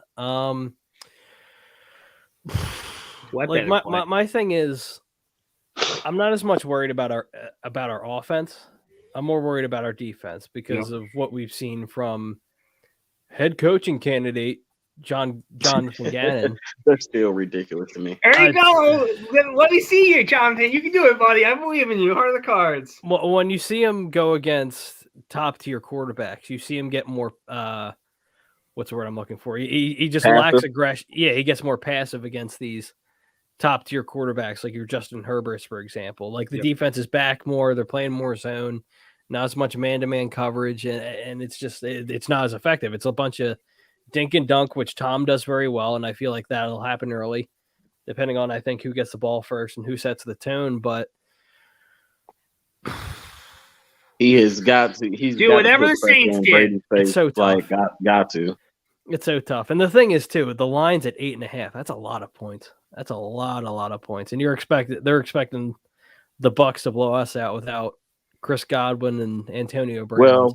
I have heard that Bakhtiari, that other little speedy little Wes Welker kind of wide receiver, he hurt his hamstring. So I forget his name. That's definitely going to allow us to double team Gronk and Mike Evans. Yeah. It like you said, it depends on Jonathan Gannon, and also, I mean, he's gonna be getting looked at too. Wow, we're gonna get blown out, Garden. Wow, man, you Mr. Top Gun motherfucker. And JPP Hurts will have. JPP, I don't think he's playing. No, JPP is playing, but he's going to be limited. But I mean, that's what I'm saying. You talking about both of those guys are limited. They're not that 100%. Yeah, but no one's 100% come the playoffs. But I know what you mean. Yeah, but I mean, like compared to Mulata and Lane Johnson, who you think is more close to 100% between Barrett or JPP? I think they can hold up, and I think they'll answer the challenge. I hope so. I don't think we're talking enough about Josh Sweat. We don't know Oh, if yeah, he's playing. John. He's our. I mean, He showed up at practice today. He did show up at practice today. He He did show up at practice today. he's So still. I mean, he's still Okay. questionable. yeah, That's so the we'll see. question. Oh, damn. He'll suck it Yeah. up. I think he'll be fine. But yeah, my big concern is the defense. I think the offense will be fine. I think it's I gonna mean, be a that good back defensive and line got to forth. show up. My biggest fear is that it's, say for example, like 2 minutes left in the fourth quarter and the ball's in Brady's hands. That's my biggest concern. Oh, But hell no. I'm gonna have the final score be 23-20 Bucks. 23-20 Ooh. Bucks. Because the weather for me is a factor. The weather for me is a huge factor with the rain and the wind and that whole thing. So yeah, I'm gonna say 23-20 Bucks. That's what But I have. look at it on both sides because I know that, Brady done dealt with, Foxborough and all the snow and everything, but this Right. is rain is different. Rain's different. Rain makes that ball a little bit different. Slippery and yep. Slippery and heavy. Yep. Compared to where in the snow and it's frozen, it's going to be a little heavy, but that's it. You're not really got a problem gripping it. So we'll see. I got 24-21. Buccaneers. Pats. Okay. Buccaneers. Stop, partner, stop. It's Pat's light. Yeah, really. No, he does. No, Garner, you're right. He struggles with speed rushers off the edge. That's well documented. That is true. That's very well documented. If you get an explosive guy off the edge, he does, because it's that back step that's a little late. Yeah, he's getting beat by that back step. He gets laid off that back step. If you have a guy that explodes off the line, yeah, Jordan does struggle. You're right. You're absolutely right. All right, so let's get into these games and then we'll hop. You on didn't even outta give here. me mine. Oh, I'm sorry. Continue. Go ahead. I actually am going to agree with Dan. I'm going to say 24-21, but it's going to be the Birds. Okay. Jake Elliott, game-winning field goal. I would love it. I There would you go. absolutely love it. Every second of it. Bill Middlebrook says Hargraves needs to have a huge game, and it's easy to say put Slay on Evans, but Gronk, Johnson, who's good, and Fournette especially will be an issue. Yeah, Gronk's had three big games this year. yeah. He's had touchdowns in 3 games this year, but all 3 games he's had multi-touchdown games. Yeah, he's had multiple touchdowns. Yep. So, yeah, I don't know. Gronk's an interesting one for me. Go Avante. Go clamp his ass. Yeah, but you have such a height advantage. It's ridiculous. All Dude, the Brady has to do is just lob it up. that's the thing. That's what's going to kill us is Just do it. Tom Brady. Have him watch Jalen Mills highlights on Gronk. Yeah.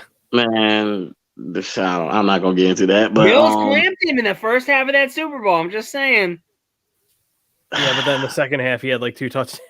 Yeah, but that's what I'm saying. Like, they switched Darby on him. I don't know. But anyway, Gronk at the end of the day.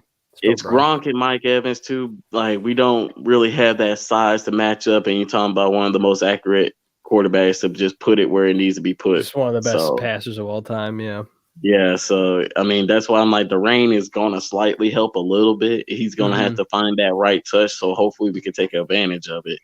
Yeah. Philly special and play one. Let's go. Oh, wow. God. You sound like Joe Could you Judge imagine? with that quarterback sneak. I'm calling the same 39. Tom Brady. I'm calling the same Tom Brady play that he dropped in the Super Bowl, the first play of the game. Why? Why not? Let's have some fun. They're not going to see it coming. Oh, Also, Lord. I'm a petty bitch. Let's see. Garner says Tampa Bay on Sunday, 67 degrees, 25 mile per hour winds, and heavy rain. Turnovers will happen. Yeah, no, absolutely. Turnover Tom. Yeah. Hopefully it's turnover time on Sunday, but I doubt it. You know what Tom's I'd favorite rather dessert work. is? I'd rather work Turnovers. Miles Sanders into that game. But let's not just throw him out there. That like Miles last Sanders with a time. bad hand. Yeah, I see it. Ratings That's on the why I'm wall. like- First play, give it to Miles. Oh my God, I know how this is gonna go. Because that's what happened. I know when how this story's he gonna finally came back. We threw him out there, gave him so many touches, and he couldn't. He had a find his rhythm and coughing up the ball. So I'm like, yeah. Let's learn from our mistakes. Let's trickle him in there. Let's matriculate down the field. All right, so what's Saturday's we'll see. game? We'll Let's see. get- Let's let's get go into ahead and Saturday's get it game. All right, so the first game tomorrow, which in my opinion, this is my most anticipated game of the weekend, aside from the Eagles game. But Raiders are at the Bengals. Raiders are a 4.5-point underdog, and I mean that's close though, because I mean the home team always gets 3 usually. Team usually gets 3, so it's really 1.5. But Ooh. I don't know. Like with all the stuff that Oakland's been through, and they still made the playoffs with everything else Thank going you. on. It's amazing. And if what I will say is, if their interim head coach isn't their head coach next year, they fucked up. They absolutely fucked up. You have to give that man that opportunity. You really do. You absolutely have to. But yeah, I think it's going to be a shootout. To be honest with you, Joe Burrow, Derek Carr. I think it's going to be a fun game. That. I think Jamar Chase gets his per usual. He's putting up 200-yard games like it's nothing. But yeah, I think it's going to be a shootout. To be honest with you, I really think it's going to be a shootout. And I think, I'm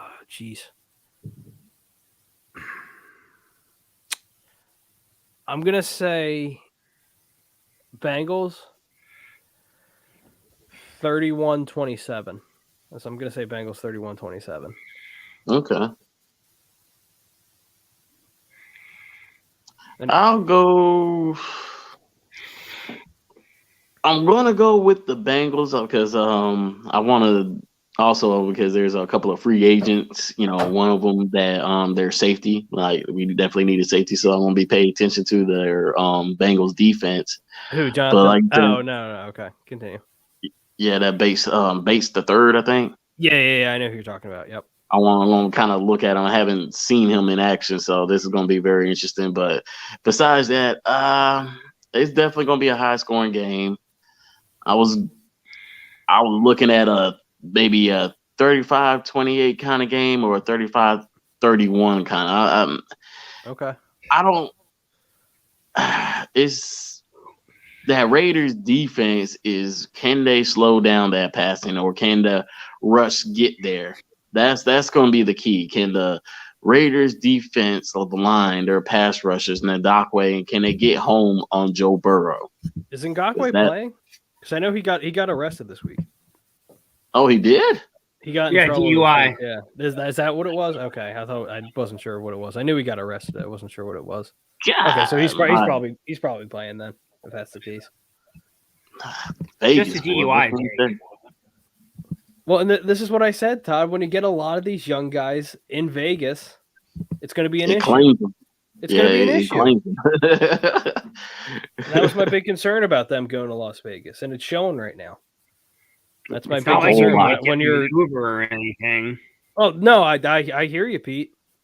I hear you. But they really the NFL is definitely going to have to emphasize. I mean, maybe not just the NFL, but I mean, it's got to be the owner. Like, look, y'all are no longer y'all can buy cars if you want, but if it's during the season, you are not driving. Like you will be Ubered. I will give you a limo for all I give a damn. Right. Custom out Raiders limo. Raiders D is what I mean. Sorry. Yeah, Raiders D is why they made the playoffs. That's what Gardner said. Yeah. Bill's just giving us his picks. He's saying Bengals, Kansas City, Dallas, Tampa, Cardinals, and Bills. Yeah. I got 28-24 Raiders. Okay. Pete? 34-28 Raiders. The Raider Nation. Raiders. Oh, wow. Okay. I wonder if they're going to do – actually, no, never mind. All right, so next game, Saturday night, New England Patriots at the Buffalo Bills. The Buffalo Bills are favored by 4.5. That game's going to be cold.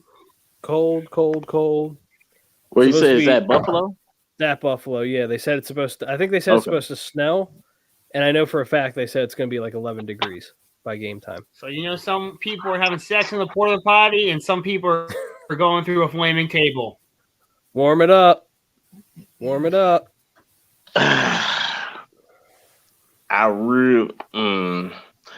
See, what worries me is, can the Buffalo Bills stick to their running game? Or are they going to get too pass happy? Well, I mean, they got a running game or some running backs. They just don't know how to. They refuse to use them, and that's what cost them their damn games. Because if you're not running the football and keeping Josh Allen balanced, and you're just telling him to drop back 40 fucking times in cold ass fucking weather, then it's not going to look good. So if the running game is there for the Bills, I'll take the Bills 21-17, but I definitely can see New England stealing one. I'm going to make this really quick. I'm going to say New England 28-14, just because of the fact Buffalo has no run game to speak of. Bill Belichick's just notorious for taking what a team's good at away. Yep. He's notorious good at that. 21 Patriots. Yeah, so he's going to give a huge issues for Josh Allen all day. I just know it for a fact. I know the way the Pats defense is going to play is 21-10. Yeah. Yeah. That's just how I see it, because Bill Belichick's just too good at taking those guys away.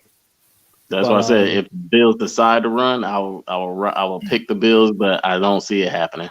-2 wind chill. Fuck that. Yeah, what's his name said? Oh my god. What Bart Scott said. Yeah, just take a Viagra. Take a Viagra. You'll be good to go. Yeah, you're gonna have guys being like, yeah, I took a Viagra and I've been warm with the whole game. So listen, if your quarterback takes a Viagra, you better tell your center you're playing shotgun. Just saying. Just saying. Surprised nobody said take a couple of shots or something. Yeah. You'll hear about it tomorrow though. Being like, a couple players did take. Yeah. They stay warm all through the game. Victory. Yeah. All right. So second game on Sunday, 4:30. 49ers at Dallas. Cowboys are favored by 3. Yeah. Wow, that's a pick 'em right now. That's basically a pick 'em. Exactly. Wow. Interesting. I'm going kind of 28-21 Niners. 2021. Okay. The Cowboys haven't had that one game where they just completely had a complete game. Up. Yeah. Mm-hmm. Yeah, they haven't had that one where they just shit the bed, and I feel like this could happen because this is like a big stage moment. Yeah, the way they celebrated against us when we had backups, some practice squad guys playing. Yeah, the starters all the way to the fourth quarter, and they still struggled. G-leaguers, and they were doing backflips in the end zone. It told me everything I needed to know. That was their Super Bowl. Yeah, exactly. Yep. They're going to get all the stats. They want to pad their stats. Dallas.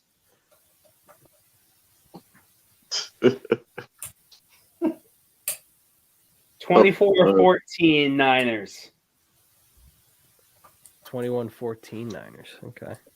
24. Oh, 24. I'm sorry. Yeah, it's crazy for how good the Dallas's offense is. It just hasn't recently. It just hasn't clicked for whatever reason. Minus the game that they were playing against us, and we had all backups in. And we was tied up going into the third quarter. Yeah, and with our backups. Then Arcega and his mom with a finger ligament dropped the fucking ball. He had a hurt finger. He hurt his finger. He can't catch. He hurt his thingy. Couldn't catch in the fucking beginning. I mean, when has he caught a damn ball? Only touchdown I remember him is picking up a Miles Sanders fumble. Yeah, what right because he was already in about his finger. Yeah, that's from all that good blocking he does. I understand. Oh yeah, that's a good point. That's a good point. He's the best blocking wide receiver in the league according to Pro Football Focus. Oh, that's a lot to say. That's why you waste you use a He has second round value. pick for a wide He has receiver. value, Wide Todd. receiver that can block. Let's trade him. He has value. Damn great value. But I think it's going to be close, and it depends really on what Jimmy G does, because you can either get like Jimmy G to where he's just good, or you can just get Jimmy G where he's just shit. But I can say the same thing for Dak. yeah, Dak is not on no hot streak either. Yeah, no, he's up and down too. That's a good point. Dak is abysmal in the playoffs. Yeah, that's also true. Yeah, I don't know, because I mean, you have Deebo Samuel, you can scheme him so many ways. I mean, my hatred for Dallas is showing because I just want to have a Stephen A. laugh. Like I did see Mullen here earlier. I don't know. I think he just took his shot and he left, which is fine. Like I want to see all Cowboys like a Thanos snap just disappear from all social media if we win and they lose. Nah, they'll be like, they're like, we'll be back next year. It's okay. Well, I mean, besides that, that's I'm the gonna typical be walking into work like a big dick in the locker room. It's been there for 2 decades. Yeah, we'll be back next year. Yeah, exactly. Yeah, that's what they say that every year. Yeah, We're not even in the playoffs. You know, we're going to the Super Bowl. We're going to the Super Bowl. You're not in the playoffs. We haven't even started the playoffs, but I'll just let you know we're going to the playoffs. We're going to the Super Bowl next year. We're going to the Super Bowl. We're doing it. Relax. Yeah, I think it's going to be interesting. Kyle Shanahan's going to scheme something up, but Mike McCarthy's going to fuck it up somehow. Yeah, because it's Mike McCarthy. Yeah, exactly. But, I was my favorite thing when they hired Mike McCarthy. They're like, "Well, he's responsible for all the Aaron Rodgers' success," and then Aaron Rodgers not. And then Aaron remember Rodgers that. is like, I remember when they tried to say that. games Yep. with his rookie head coach. He goes to an NFC Championship game. Yeah, that's another thing too. They're praising their head coach. I'm telling you, wait till Rodgers retires or he leaves, and let me know how good that head coach is in Green Bay. This is true. but given Green Bay's success with drafting quarterbacks in the last 30 years, he's probably going to be the next Hall of Famer. Yeah, well, I mean, we're gonna find out. We'll find out. Yeah, Jordan Love. So Jordan Love's the not next going to be Hall of Famer. Love. We knew that. I mean, what was Aaron Rodgers' first 3 years? Nobody thought he was there. Brett Favre used to tell him to eat shit and go and sit in the corner. Yeah, Rodgers like, okay. Whatever. Favre the backup used break to all your like records. bully Aaron Rodgers. That's actually, I'm kind of curious. How long has Love been sitting? How many? 2 years. He's coming. It's been longer than 2 years. Rodgers sat for 4, so I mean, like that's why I say he hasn't broke Rodgers streak yet. 4, and I'm like, it's got to be close to that with Love. No, I think it's. I 2 thought years. it was 3. I thought it was 3. Yeah, it was the Justin Jefferson draft. That's when they drafted. He was drafted in 2020. Okay. So Why do I feel like it was longer? Yeah, it definitely feels longer. Aaron Rodgers has been bitching and moaning about it. Yeah, probably. And he's probably about to win his next MVP. Maybe his coaches don't need to relax. I mean, it was a first-round pick, and you chose a quarterback. I mean, come on, that's what you do to these veteran quarterbacks. If you're gonna invest a first-round pick in a quarterback, you're saying that I can't get the job done. Fuck that. Garner says Rodgers is 1-4 in NFC title. Yeah, and guess what? I'd take his whole fucking career. Oh, I would too. Are you kidding? Are you kidding It's not me? even a question. Hey, you're gonna get to the dance somehow. Perennial MVP every year. That's why I love the McNabb years. I mean, I felt comfortable knowing that we're gonna at least be in the playoffs every year because I know McNabb was gonna get it. Yeah. No doubt. So that's why I'm like, as a quarterback, as long as I'm getting to the dance, I'm happy. Mm-hmm. So Todd is okay with the Andy Dalton philosophy. What's the Andy Dalton philosophy? That was basically people's identity in Cincinnati in his first 5 years. They're like, hey, we're not winning playoff games, but at least we're making the playoffs every year. Oh, jeez. But Donovan won in the playoffs and got us to NFC Championship. I think Todd was more or less saying he was getting you to do the NFC Championship. And like if you're getting to the NFC Championship game, the one game that could get you to the Super Bowl, yes, I could be happy with. I'll take it all day. Yeah.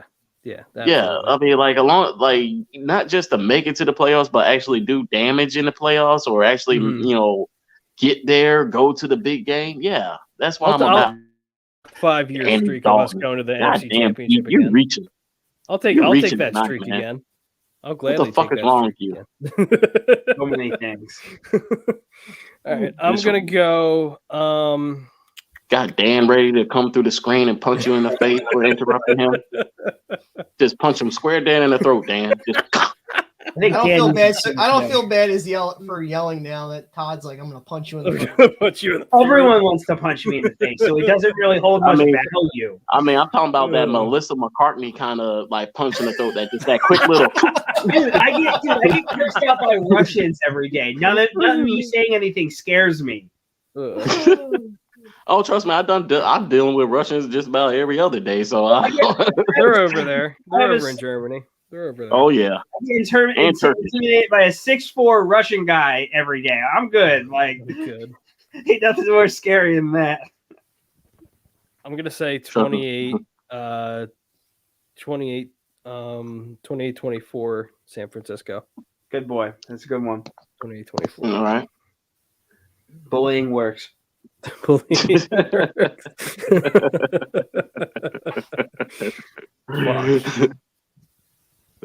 the next game?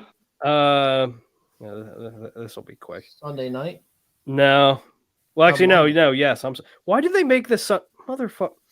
Why did they make this Sunday night?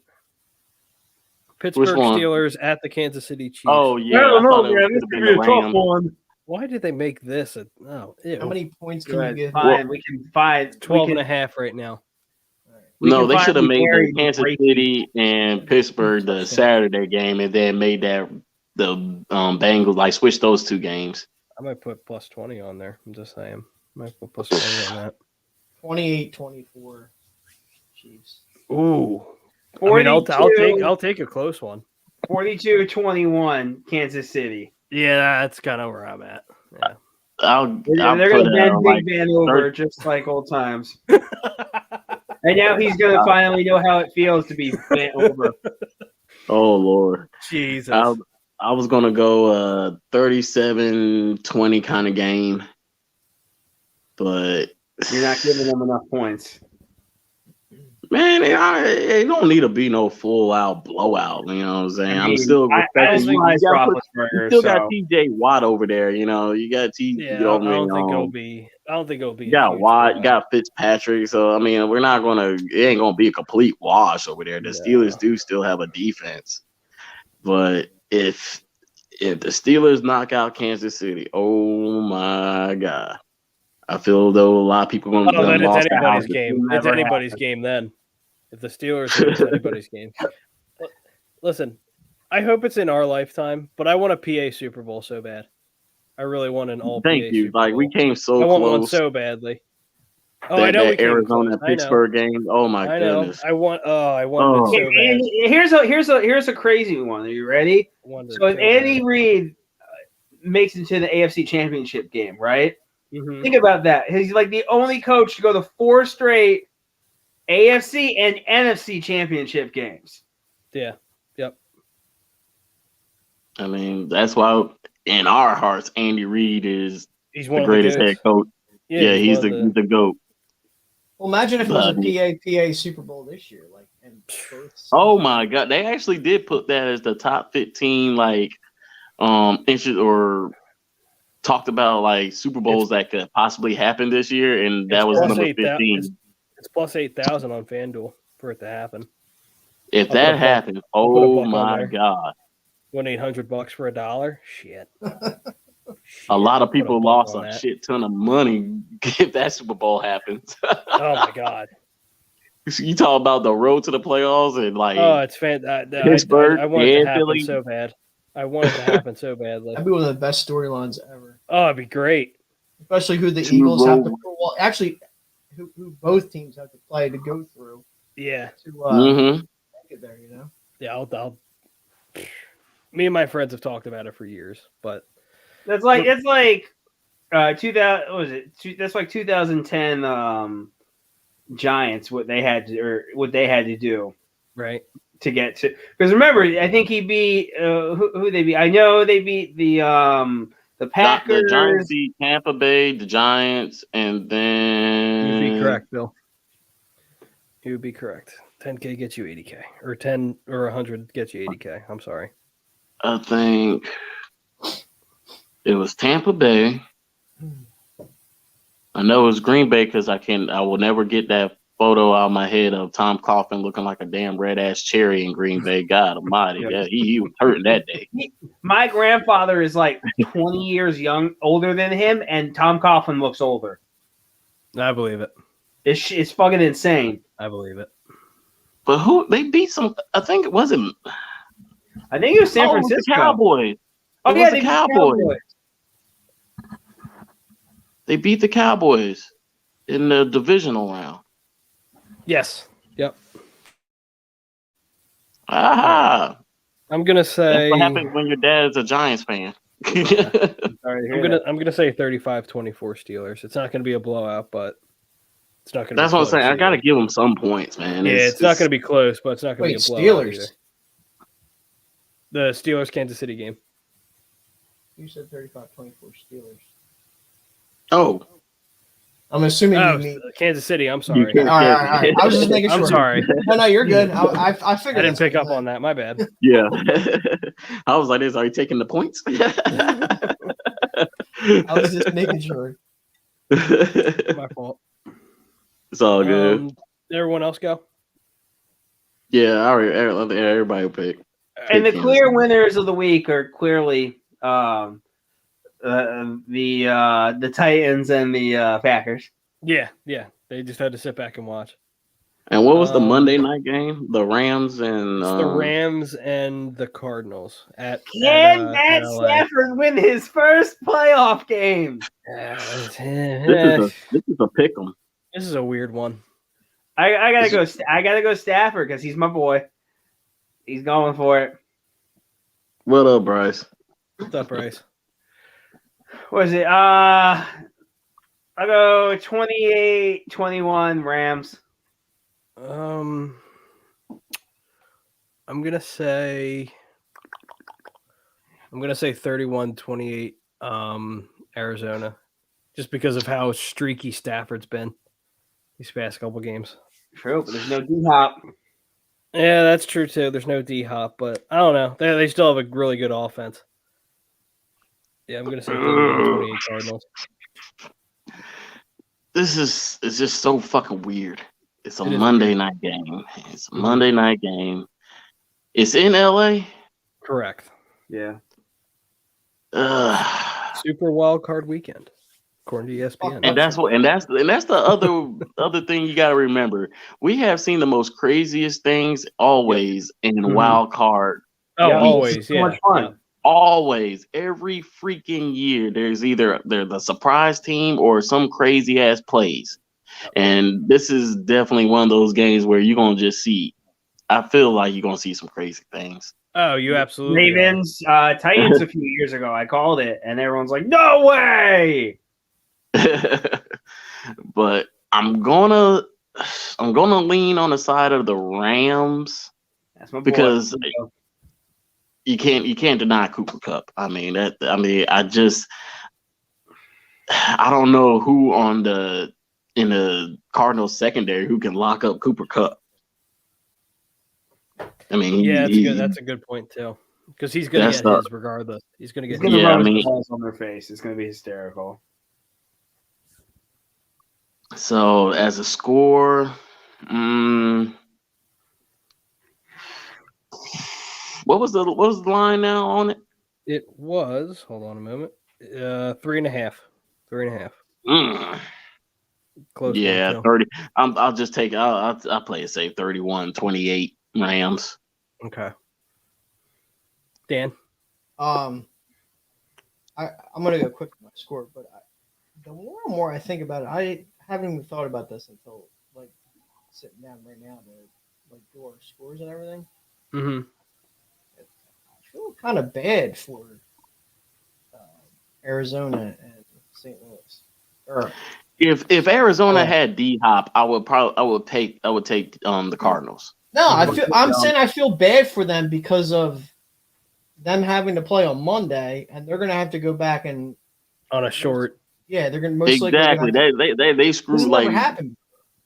No, the NFL is going to have to change that. They cannot have a Monday night game and then expect another team like playoff to come in on a short week. Saturday? So if the Eagles win let's say the Eagles win, would we automatically play Green Bay? Yes. Yeah. Yes. Yeah. Yeah. Because we'd be the lowest seed going against the lowest one seed. That's always how it works. Yep. Lowest seed goes against the highest seed. That's not. Mm-hmm. Nope. I got 28, 21 Cardinals. Okay. Oh, on with the Cards. What do you got, Pete? 28-21 Rams. Okay. I don't hate it.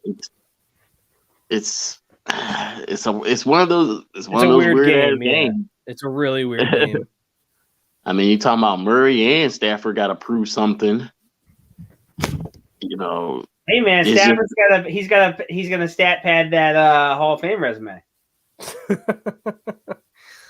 For me, it's just not having D-Hop and knowing that Jalen Ramsey can, when he doesn't have to officially lock down D-Hop. So now you got Ramsey that can roam around. Like that's a good point. Like if he wants, he could take away Ertz. If if one of those wide receivers get hot, you stick Ramsey over there. It's knowing that he ain't got to be in one particular spot. That's the only thing I look at it. Mm-hmm. And we know how Aaron Donald can run down fucking Kyle Murray. I mean, that was just ridiculous. And he's going to give him fits. It's almost like a matter of like what. I mean, he's got AJ Green. He's obviously got Zach Ertz. But like, what has he got to throw to at this point? Right. I mean, wait, is Kirk still hurt, isn't he? Christian Kirk? Yeah, I think I heard that was another part. I think he was still hurt. Let me see.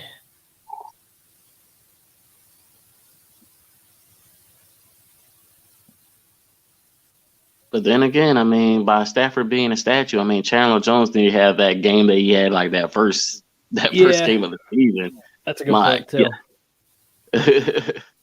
That's a good point too.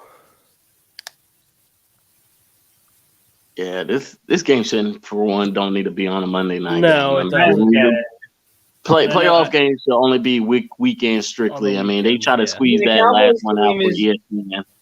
Mm-hmm. Cowboys game's going to even be on Nickelodeon. So, I mean, why can't I have to watch it now. Who's ready for Jack? Jack's going to get slimed. It's going to be great. I want to see Jerry Jones get slimed at the end of the game. Oh, my God. Can that please happen? I would love to see Jerry Jones get slimed. Oh, it'd be great. Todd, Kirk is good. He played. He did actually play on Sunday, so okay, he's good to go. All right. So, besides that barking spider, yeah. Just saying, we just got some good microphones over there.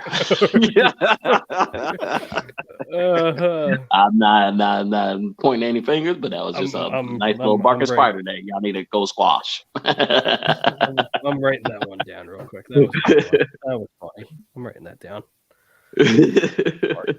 That's great. It's. Yeah, the NFL definitely got to change up. I know they want to give everybody. I mean, hell, they gave the Cowboys game to CBS or ABC, one of those two. Nickelodeon. And we get what's it called? Yeah, we got Fox, so we got Joe Buck. We get Troy and Buck, yeah. Which is, that makes sense, both NFC games, but it's trying to please the network. That's where you start to see this networking deal. That I'm glad that we didn't get the money in that game. I would have felt like we got hosed. Oh yeah. Don't worry. Next year we're gonna get Marshawn Lynch and Chris Collinsworth. Yeah, with Amazon. No, Marshawn Lynch and Al Michaels on Amazon. That's what we're gonna get. Brady. I mean, it's Brady. Let's be real. Like that's the reason we got. Can we get the Manning pod? Can we get the Manning cast for our game on Sunday? That'd be funny. I wish. I actually kind of like the Manning cast. I do too. Hell yeah. I really do. They're so entertaining, and I love the guests, and they pull out those little side stories. Oh yeah. So I don't know if you guys saw it, but they're saying next year for the NBA they're going to do the same thing. Oh well, of course, because they saw how successful it was for the NFL. Of course, it's a copy. My favorite favorite thing about the Manning cast is so they threw all that money at Peyton, right? And he's just like, yeah, I'm not going to do your stupid fucking booth thing. I'm going to literally just do the games from my home with my mother. And then we're gonna make twice as much money by doing half of the amount of work. Yeah, exactly. It's amazing. Oh, it's smart. It's phenomenal. It's great. And then you have Eli flipping off Peyton in the middle of the I mean, FCC warning. Oh, it was so funny. But guess what? Did they get sued? Did they get canceled? Hell no, because they know that shit was funny. Oh, so funny. But that's it's a little quick sidebar because the championship, college championship got played. Congrats to the Georgia Bulldogs. And Nick Chubb, you. And I'm sorry if Dean is not one of our first round picks. I'm losing my shit. He will never be an Eagle. I will lose my shit. Did he move to defensive end? I will lose my mind. What? Did he move to defensive end? I know what Pete's getting at. I don't know why everybody was putting their money on Because if he didn't move to defensive end, we're not drafting him. That is kind of a good point, but I don't know. But we gotta break the stigma, man. Call me when it happens, Todd. Call me when it happens. We haven't done it since 1979. 79, that's what it is. Yeah. 1979. Good. I'm Lord. sorry. We're not in the top 5, so I'm not. If we're not getting the kid from Oregon or Hutchinson, and we're sitting still, that linebacker's on the board, Dean, you gotta take. I'd rather go get Amon Gardner or Andrew Booth at 15. I'm good. I like Amon Or Gardner. Garrett Wilson if he's there. I'll take Amon Gardner in a too, second. but I could get him with that second. We're our second first round pick. Yeah. Cool. They're back to back. I'll go Garrett Wilson at 15, and I'll go Amon Gardner or Andrew Booth at 16. I'll gladly take. Is that where Gardner. they line up? Crazy they about back to back? Yeah, they have back to back Wilson up there that high. If he falls that high, yeah, I'll take him. Or what do you call it? Our last pick. Game right changer. now, I think is 19. I think. Right? If we lose on Sunday, I think we're at 19 with that other pick. Yeah. But Pretty much our pick would just keep going further back, which that's why I already kind of said in my head, for our 3 first rounders, whoever's our last first rounder, I'm trying to trade that back. Yeah, exactly. I'm sending that away. Next year. That's why I'm like, if I get Dean and Sauce, I'm good. And I traded that third one all the way back and get multiple second rounders. I think get that's a couple A picks this. plus. Yeah, get a couple picks this year, maybe a Yeah, first. that's exactly what we're gonna do. Todd, I understand why everyone wants the linebacker. I really do. But if I'm Howie Roseman, I literally will just look at what the linebackers did this year and be like, okay, they were serviceable once we got rid of Eric Wilson, and we have the guys we can develop next year, and we'll draft some dude in the 3rd or 4th fucking round. Like that's exactly what they're gonna do. I don't think they want serviceable though. Like that's probably. Thank you. That's what I'm saying. You have a chance to. We're not talking about a free agent linebacker or anything like that. This is a chance to actually get a dominant middle linebacker that can be for your franchise forever. They've had chances to get those in the draft, and they just don't care. Mm-hmm. Well, because for one, they fumbled when we chose Rager because we chose offense over defense. Mm-hmm. This second time we had a hit on Devontae Parker because we had to go get another wide receiver. But I mean, this year, they care. They don't value the position. They don't value the position. Yeah, I know that, people. We gotta start changing our philosophy sometimes, man. The last few years, the only time they're going after like linebackers is for like $1.5 million or some cheap ass deal. They just don't value the position. They don't care.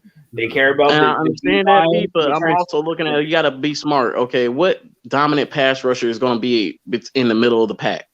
Aiden Hutchinson is going to be gone. The other guy from Michigan, he's going to be gone. I'm not. I could get him. Njoku, With that. he's only I played could get him football at for the like 20. he's only played football for a couple of years though too. That's Exactly. Are you willing to tell me like he's worth that high of a pick over Sauce, over freaking Dean? Like, would you pick him over Dean? No, I wouldn't. I mean, I'm not taking Dean because I know how he's not going to take Dean. Like, when they finally draft a linebacker in the first round is when I can look at it and be like, okay, now the way we are drafting is completely different. But until then, I'm going off of Howie Roseman's never drafted a linebacker in the first round, and we haven't drafted a linebacker in the first round since 1979. And well, and okay, I how kind of about agree this, with that, but like he also hasn't like that whole like revisions history and shit like that. Let's not act like Howie Roseman's been drafting since 1979. I'm not okay. Fine. No, I'm just saying, like, so like at the end of the day, for 12 years he's been a GM on and off for 12 years. I get the point. No, I get it. He's never drafted one. The No, highest I agree. ever drafted that he's ever drafted I know. was Michael Kendricks in the second round. I know. I'm just saying there's generally a The time organization and a there's does not generally a value time it. and a place for everything, and everything comes to an end at some point. So the way the draft falls and the way it looks like it may fall this year with our draft picks and the way the draft lands, it could be a possibility. So I mean, I wouldn't. I'll just believe it when I see it. I'm just saying I wouldn't sit there like a smug, like saying like, oh, because they're not going to draft because they haven't done it since 1979. I mean, I'm not being smug. Like, this is the history. This is what I've. No, I'm just saying I've done that. I've done that before myself, and you know, when I'm proven right, when they prove me wrong, I'll stop being. I'll be humble. But until they do so, I'm sticking with this. Well, Pete, you want to make a friendly little bet right now?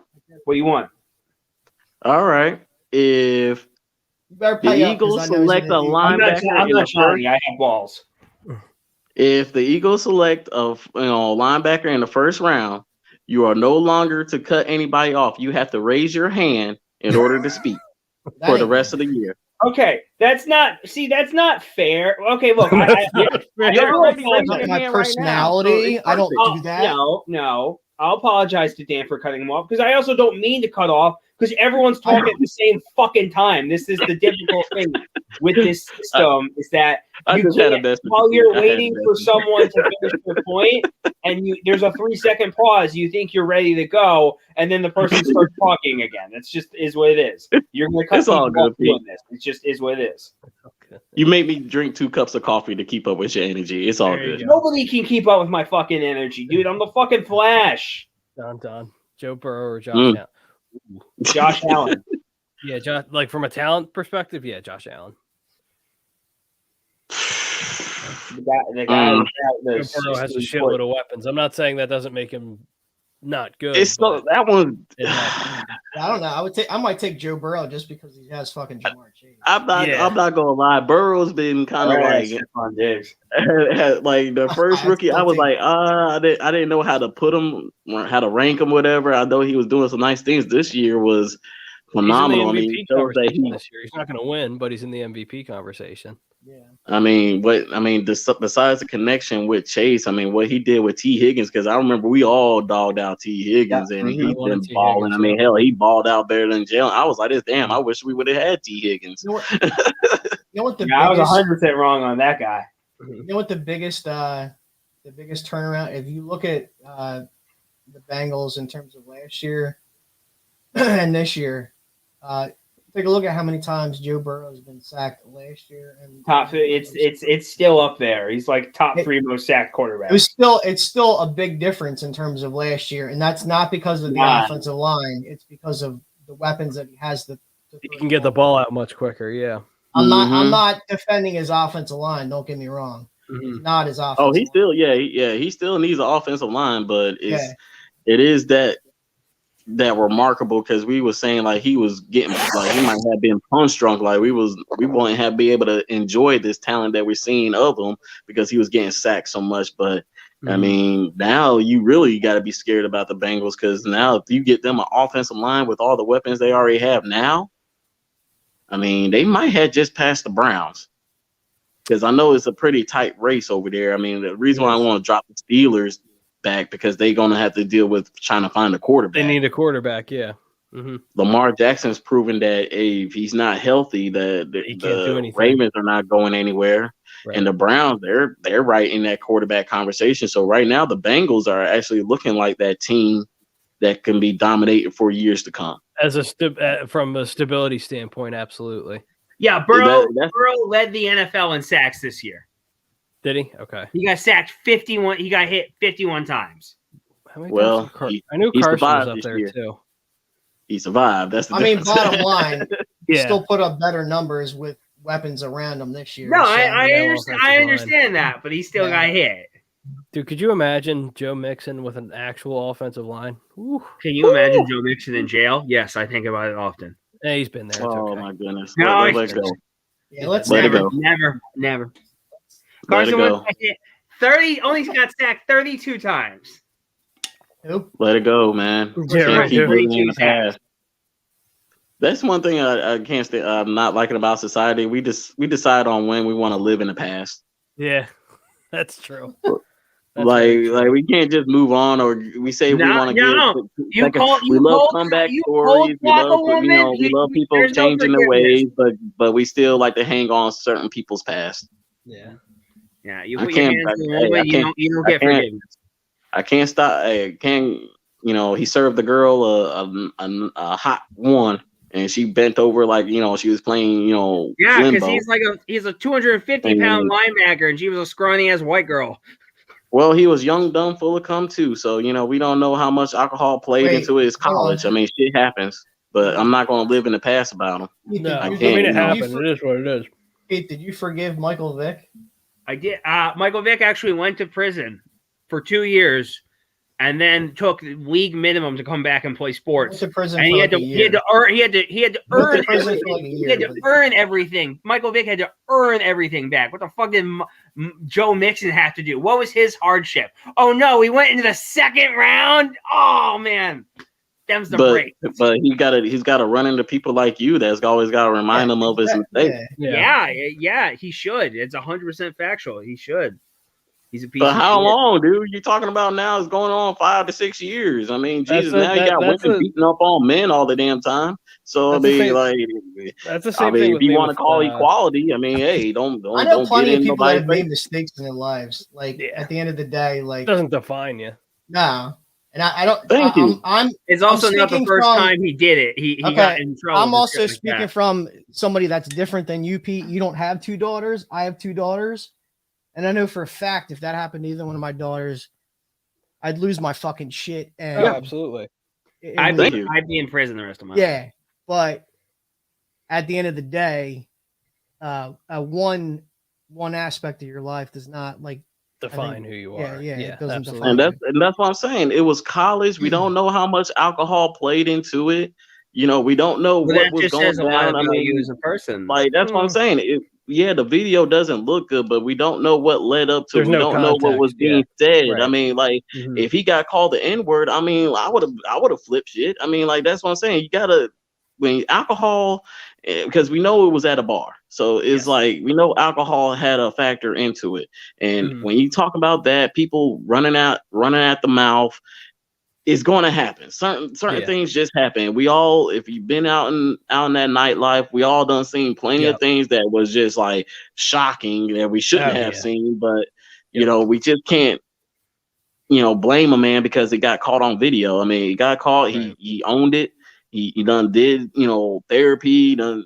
Wrote statements. I mean, how much more can what do you want him to give? You want to chop off his arm, give blood? What? Yeah, he should have gone to jail. He should have gone to jail. Criminal assault. Dude, the jail is completely overpopulated. It doesn't do anything. It doesn't. Jail does not do anything. Committed a crime. That's why I'm willing to give Vic a little leeway because Vic went to prison. Vic served his time. Yeah, for his dumbass brother. I don't disagree. I forgive Vic too. Yeah, so do I. But yeah. You can't just say just because he didn't go to prison, he doesn't deserve a second. Thank you. Like that. That's Yeah, kind of exactly. Forgiveness. like That's weak. That's a weak take. yeah. He got. Marcus got Stewart. he got off scot free. He got off scot free. He didn't get off scot-free. scot-free. What did he He's get? living it every day. He's living it every day. You don't think he knows? That's what happened. Yeah, guess what? When you do something like that, when you put your hands on a woman like that, and people give you shit, guess what? You deserve that. You deserve He does that. deserve it. I'm No, not absolutely. disagreeing with that. So here you But- go. This is what I'm saying. This is the aspect of it where it can play into his mental health. So what if he's constantly seeing trolls like that? They always got to remind him he took his life. And then how would you feel? Did he Right. deserve it then? Yeah, exactly. Because trolls like that, like keeps reminding him when he's trying to do good and positive. I mean, I know he's trying to do right in that Bengals community. So here it is, all this stuff that he's doing. And then all the trolls that keeps reminding him and puts him in a mental funk, and he decided to take his life. Did he deserve it? No. I think you're taking it too far, but okay. No, but that's an aspect, though. You have to look at it. So that way, too. But Now he doesn't like he does. the If mental that ever health. happens, I'll apologize. But I'm sticking. Well, where I'm at. what's an apology going to do when he's dead? That doesn't do anything. I mean, there's nothing I have to do. Well, then don't worry about But it. that's the point. It's like this. I mean, you get some things you can't keep lingering on the past about your mistakes, man. Either Yeah, you got to move forward, man, or you're gonna just. I dwell on it don't. and die. I mean, I fought depression. I still fight depression. I know what that can be like. Whereas I'm right there because with like you. at the end of the with day, you, you're gonna put more pressure on yourself than anybody else will. But if absolutely. somebody else is reminding you about your mistake or about what you did, and then you're already gonna put more pressure on yourself, and then you wind up doing something that's very critical to yourself, because somebody kind of keeps on reminding you of the mistakes. Mhm. You know, it's a funny thing, and I forget where I saw it at, but it was like a motivational thing, and I feel like pretty much everybody that watches A2D and any man that listens to this could resonate with it. A lot of times, like, you'll be asked, like, how you doing? And you'll say, I'm all right. All right. Well, like, at the end of the day, like, you don't know. Like, you don't know. you Like, really don't nobody know. I know. knows. I done said that plenty Like, of times. I'm like, well, because I don't want to talk I've been about there. Yeah. For Like, you sure. say all right, but, like, at the end of the day, it's like most of the times it's a cop out. Right. Yeah, you're gonna Alright, keep it within yourself. I mean, everybody does not like to open themselves up because you don't want to feel vulnerable. You don't want to feel like somebody can take how you feel inside and then use that against you. So hey. Oh, Dr. Phil hour, baby. It's Fucking Dr. Todd. Phil hour. Todd. Hey, it's Those all right, fucking Bill. zanies and shit. Oh Lord, Bill. Yeah. Or Xanax. Good Lord. But all right, So- it's late. We got to get out of Yep. here. But before we get out of here, couple quick words from our sponsors. Fan Friday is brought to you by Gleason's Bar. Gleason's Bar is located at 6700 Mill Creek Avenue in Levittown, PA. Use promo code A2D for 10% off your order whenever you dine in, take out, or order online. Some exclusions may apply. Gleason's Bar and Steaks.com. The website again is Gleason's Bar and Steaks.com. NFL Wildcard Weekend is starting this weekend, so what better fantasy sports app to use than FanUp? FanUp is the best way to enjoy fantasy sports, daily NFL contests, and more. Win prizes. Sign up today using promo code A2D for 5,000 bonus points, which is a $50 value. Can't find anything better than FanUp. Great prizes. Can play with your friends. It's a blast. It's an absolute blast. You can challenge your friends to contests. It's a great time. And then And if you also- have that, you gotta have that also- membership. Exactly. Also, become a member. $9.99 a month.